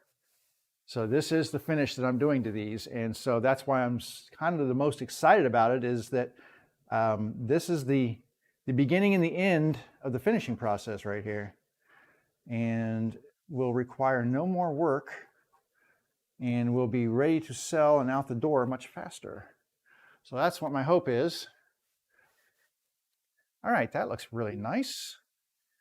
And like I said, I'm just going to make sure that these sides got ample finish on here. They look like they did. All right, that is the Jatoba, the Brazilian cherry. Very pretty wood. Try to get it so it's not so shiny on you. But I like the way this looks. This is really nice. And this is a substantial base. This thing is heavy, heavy, heavy. All right, let's take this. Ugh, slimy, slimy. And I'm going to set this off on one of my other pyramids. Actually, I have one set up right over here. And then the last wood species that we haven't done here, well, besides the walnut, which obviously I can't do that right now. So the last wood species that we need to address is the sapelli. And I'm curious to see what that's going to look like. And I might just get another pad, because you know what? It's one of those things. Pads are cheap. Cheap-ish.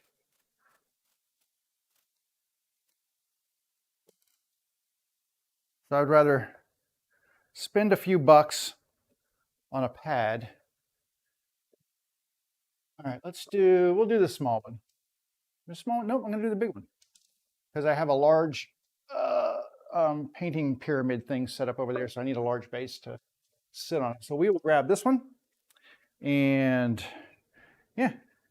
So I need to lather up my Odies on this pad.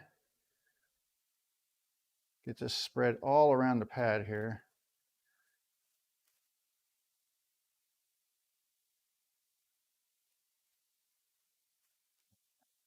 And work it all in.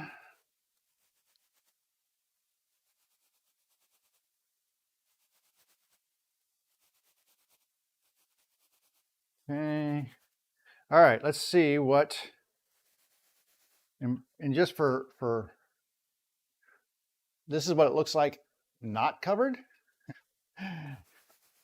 And we will see what it looks like once I get the Odies on here, but I have the feeling it's going to look pretty amazing, because that's just what sapelli does. It just responds so well to like an oil finish. I usually do this in like a Danish oil or something, but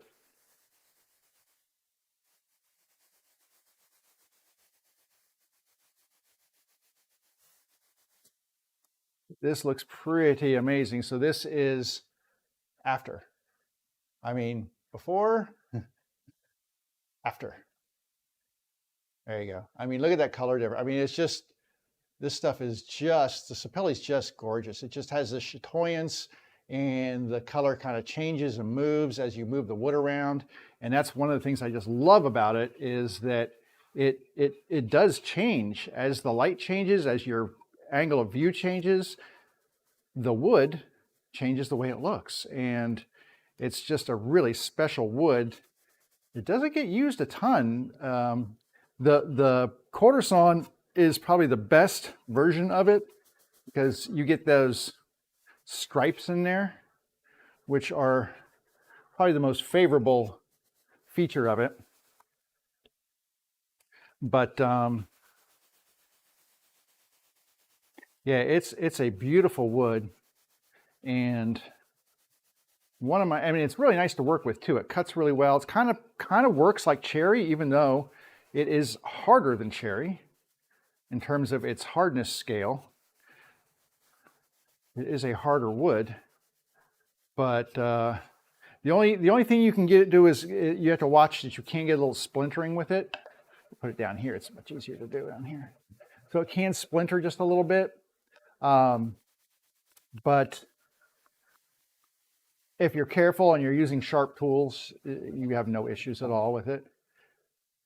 And then you get this beautiful chatoyance when you're done finishing it. It's just wow. This stuff looks so amazing. All right, I think this is done. Let me rest that up on here. And we will get to the rest of the base here. All right, just slap some of this stuff on here and be done with it. I'll work this from both sides here. Get it on both sides of my thing here. Way more than I needed on there, but that's okay.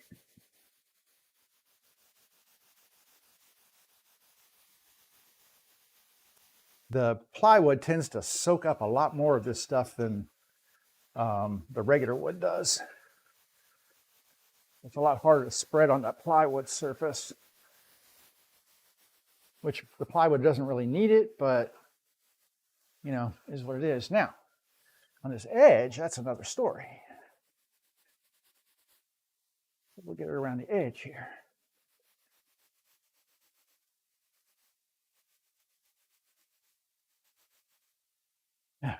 Now, it is hard to put my glasses back on my face because I keep wanting to grab my lenses, and that's not a good thing because my hands are very slimy.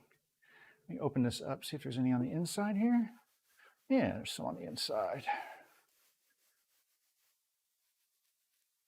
And then just like the other bases, I'm going to have to kind of get a little bit on the corner here, I think, and work it in to these handles in the edges here.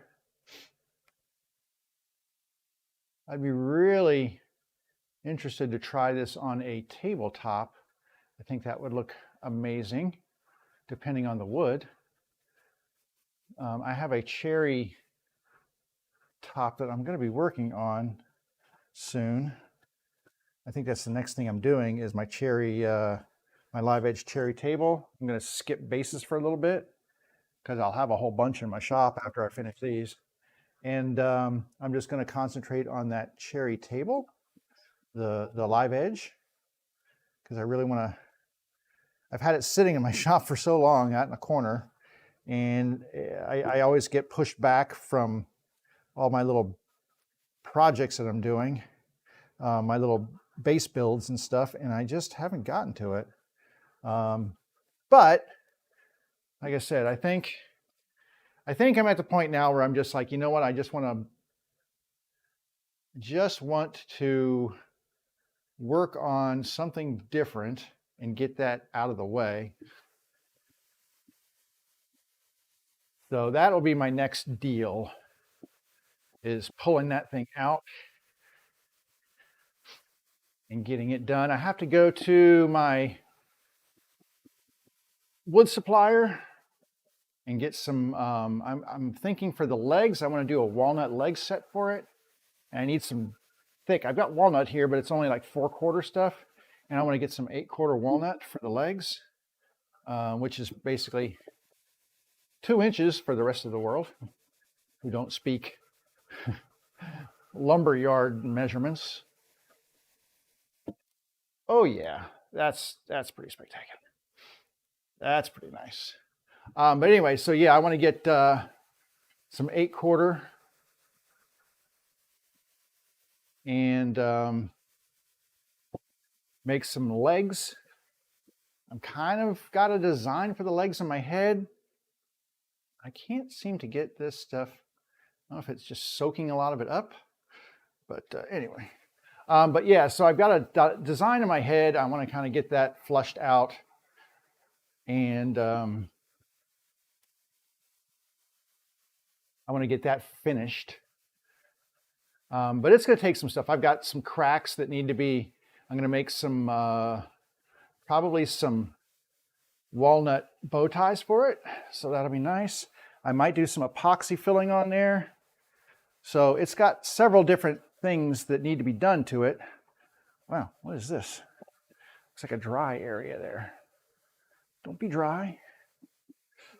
There we go. So just to give you a little look-see at what this thing, oh my God, so nice. So nice. Look at that, isn't that gorgeous?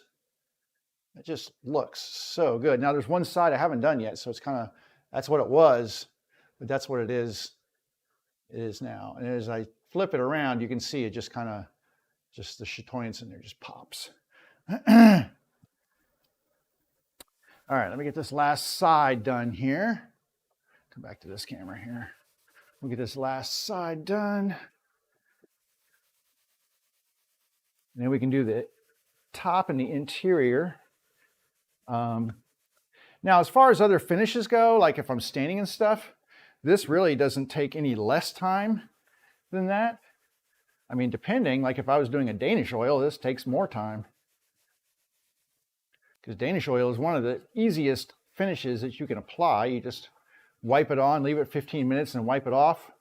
Let it sit for a day and do the same thing again the next day. So Danish oil is super easy, but I'm not necessarily thrilled with, I don't say thrilled, I always have to, I always top coat my Danish oil because I just don't think there's enough surface protection for it. And that's where I'm hoping that this stuff, from everything I've seen, people use this on tabletops and stuff, that, you know, it should be enough protection to really last and do a good job. And also these bases don't get like handheld and used. So they kind of just sit there and, you know, on people's tables and whatever. And most of the time they're display pieces. People are showing off Granny's sewing machine or whatever. It's true. I'm putting a little bit on the corner here because I'm going to use my knife and I'm going to get this into the corner of these areas like we did last time that are really tight, because it's really difficult to get my fingers in there. So if I can get the knife blade in there and do these corners,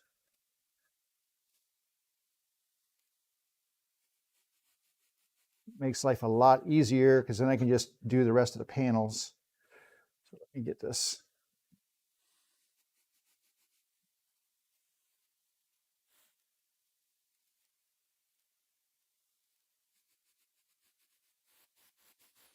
So it's hard to get right to the edges of these, right along the bottom boards and stuff. Ew, slimy. Slimy.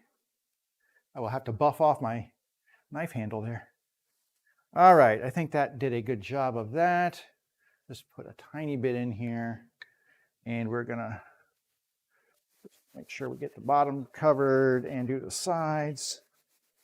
And then I'll come back and use the knife again when I'm getting ready to do the, I get some on the side here. I'm gonna do the knife again when I'm coming back to do the little rabbit right here, because that is challenging.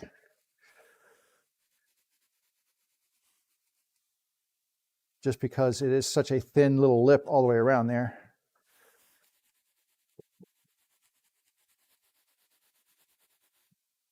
Sure.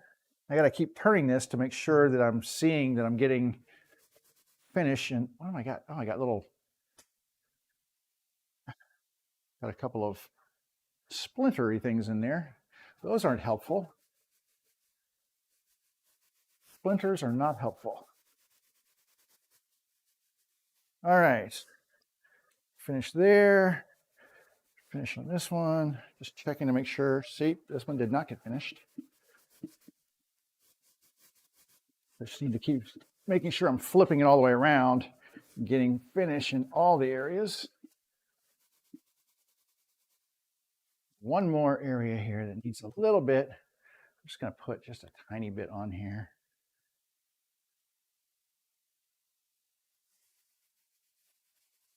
Go.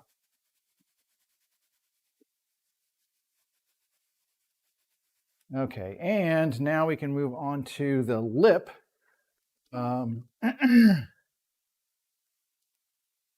Which is difficult, but we will use, like I said, once again, I'm going to use my knife here just to get inside that really tight edge. I'm hoping there's enough product in here, but I'm picking up splinters in here, which is kind of annoying. I need to work in the correct direction of grain here. And like I said, get in that little corner right there. This is the hardest part of all this. And like I said, I have this problem no matter what finish I use, I have this problem with these tight corners, getting my finish into them.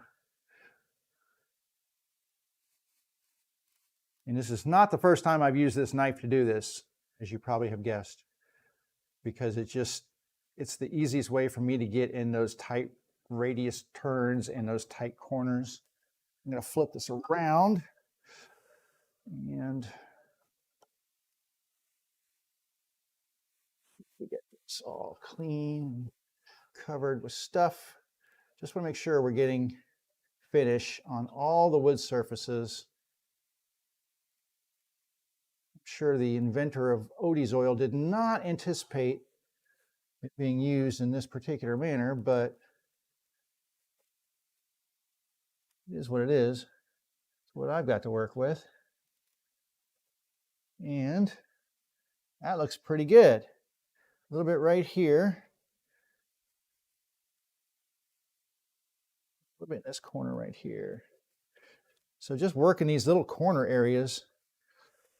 Geez, they're so tight. Okay. I think that got it. Okay, I haven't even done the insides, but they're not as bad. They don't have tight corners because of the triangular blocks. So around the bottom, it's not great, but not horrible. This is, like I said, this is always my hardest part, is doing these little storage compartments. Let me get this work in all around the top. Looks so lovely. All right. One last time here, slathering this stuff on, work it in. We're going to go around the insides. And then we'll get all the tight corners after the fact.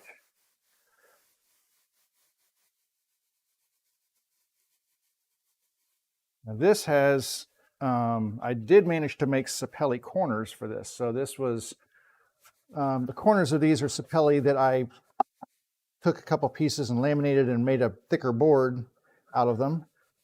And that turned out really well. So we want to make sure that we get these really covered in product.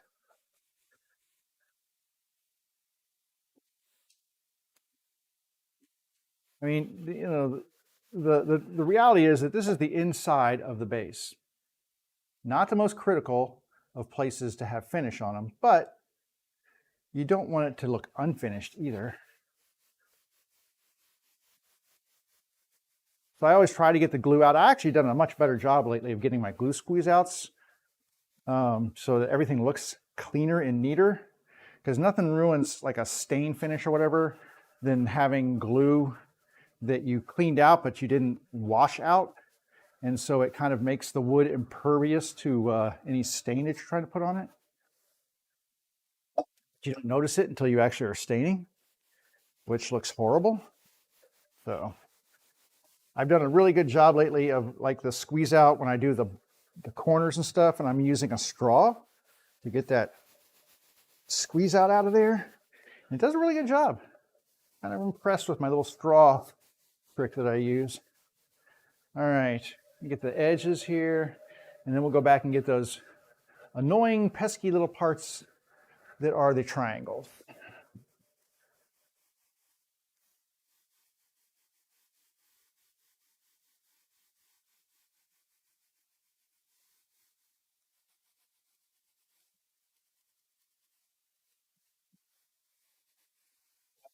I mean, this completely transformed this base. I mean, it's just really, God, looks so fantastic. I love it.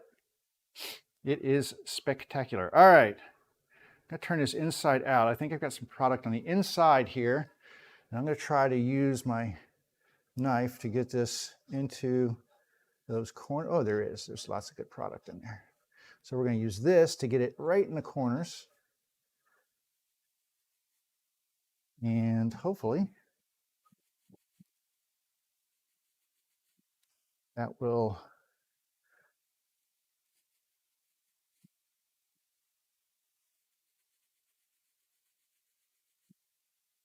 nice job. I need to get these little corners right here. Not all of them got, they're a little tight right there at the, right where the triangle comes in. And you can see, they don't have any finish on them. You can see it. So it just makes sense to, got the knife, try to work it into those corners. All right, let's see, where's a good section right here?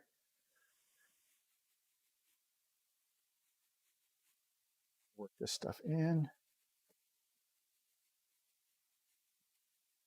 That one actually was pretty good. Not bad. Not bad. Now I have many more of these to do. I've only done, this will be my 1, 2, 3. It's only the third one I've done. Huh. Yep, I guess this is the third one I've done. That one, this one. No, there's one more. This one, 4. So this is the 4th one I've done. I have 4 more to do after this, but I have to, like I said, I have to fix the, that one walnut, sadly. And then the other ones are just a matter of, you know, rinse and repeat. And so the reason I did this was just to kind of show what these look like, because they're all different wood species, and to show what those different wood species look like with this finish on it. Now, this one did not get 100% on there, so hang on a second.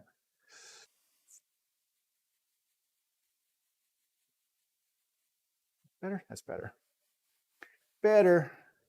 And I'm trying to make sure that all these edges did get a really nice coating.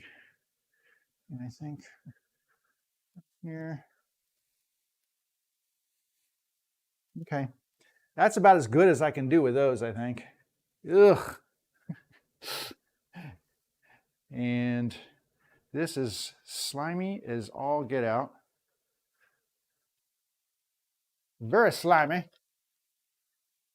All right, I'm going to take this base and set it on another set of points over here and let it sit for about an hour. And the reality is that I'm almost at an hour from when I started on that first Padauk base. And it's almost time to come back and start buffing that one. I don't know what the time limit is on this stuff. Like, It's like, oh, you should come back in an hour, but not more than 2 hours. I don't know if there's a time limit on there. The instructions on here are super minimal.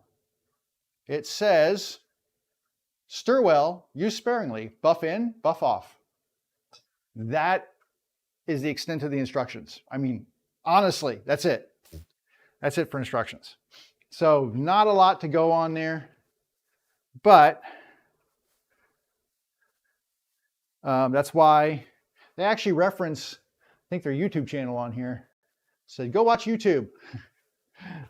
Go watch the owner. He's got a video. All right.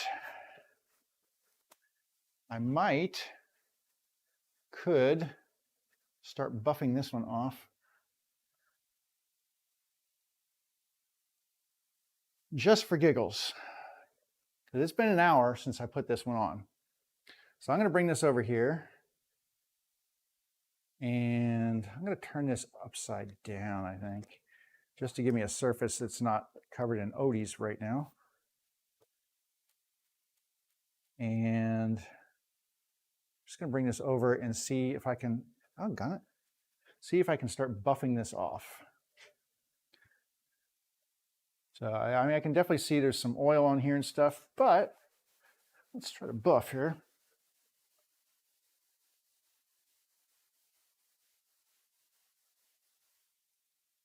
Oh, yeah. Yeah, and we're getting some on the towel here, but yeah, buffs. And you really, like you said, you just want to make sure it just should feel dry.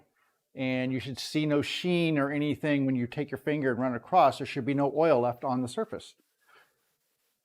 Now this towel, I just cut it, so there's lots of little fibers running to and fro, but that looks really, really nice. All right, let me go around the corners here and see if I can do the same with this. Now this is not a super shiny finish because I only took these to 320, and you could get a shinier finish by going to a higher grit sandpaper. So if I'd taken these to 600 and 800 and maybe 1,000, I would have a much higher sheen finish on here, but I don't like that. I've always been kind of a satiny finish, not satin, but kind of like either that or a semi-gloss. And that's exactly what I'm getting with this.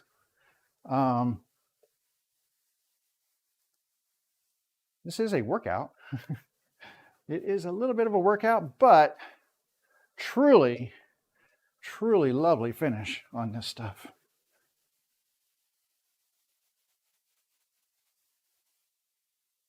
And it is, now this has a lot of open pore, open grain structure to it, this Padauk, but it's really, I mean, so you can actually see the grain and stuff in here, but oh my God, this stuff looks amazing. I like it. All right, there's a little bit more extra oil on this side. Let's get this cleaned off, buffed. And I made sure that like on these corners and stuff, I did a really good job of really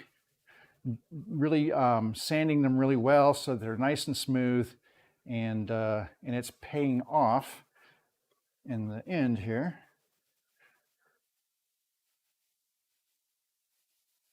Oh, that looks so nice. I think we hit this side already. I'm just going to go back around the horn here.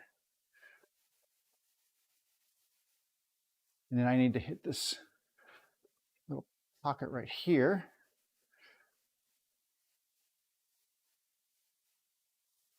That looks good. Hit the bottom of it. So I'll just set it down right now and clean off the bottom.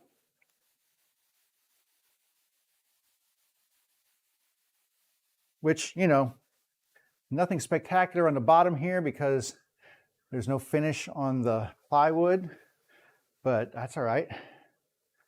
It looks nice. It's Baltic birch, so it's not like it's ugly plywood. I use a really nice quality ply on here just because I like it to look nice.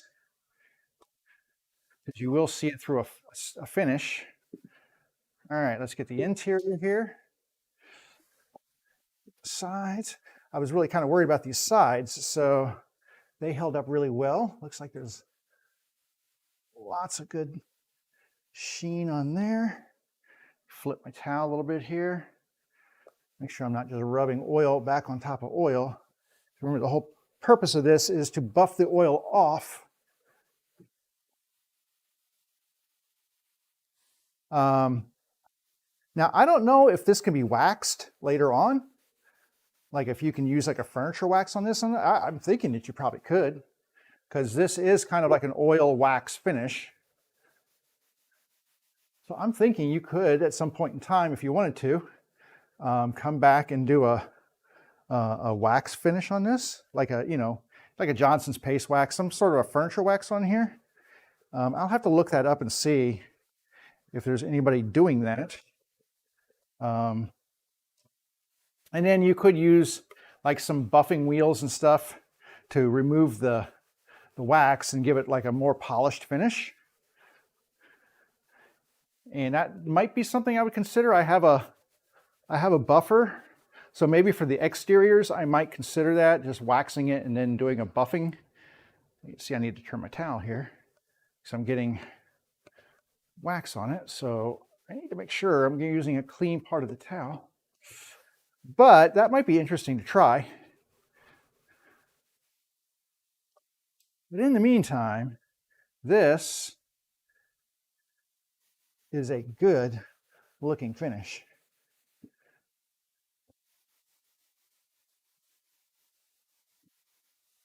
All right. Hit the outsides one time because I've been holding it with my hands. Sure, I got all of the... Woo! Oh man, that looks nice.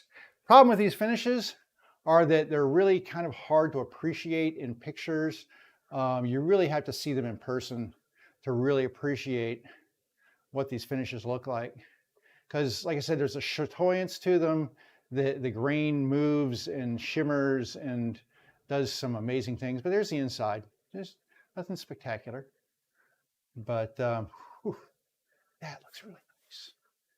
That looks really, really nice. Let's see, try the B cam. See what the B cam looks like, so you get a little bit closer look at what that finish looks like. So you can see it's very much like a satin finish, and you can see those pores in the wood. But I can tell you that this is like baby bottom smooth right here. And color is just amazing on this stuff. But you can sort of see some of that color dancing around and stuff on there. So there's the other side there. Trying to see which side gives you like the best color view. If I go this way, then you start getting the light from the front. So it's kind of like, that's not bad. Anyway, so that is, this one's done. I mean, now, like I said, I have to go back and watch the video to see if there's like a period of time that you let these cure. And I would be interested in doing, like I've got some paste wax. So I would be interested in like maybe doing a wax over top just to add another level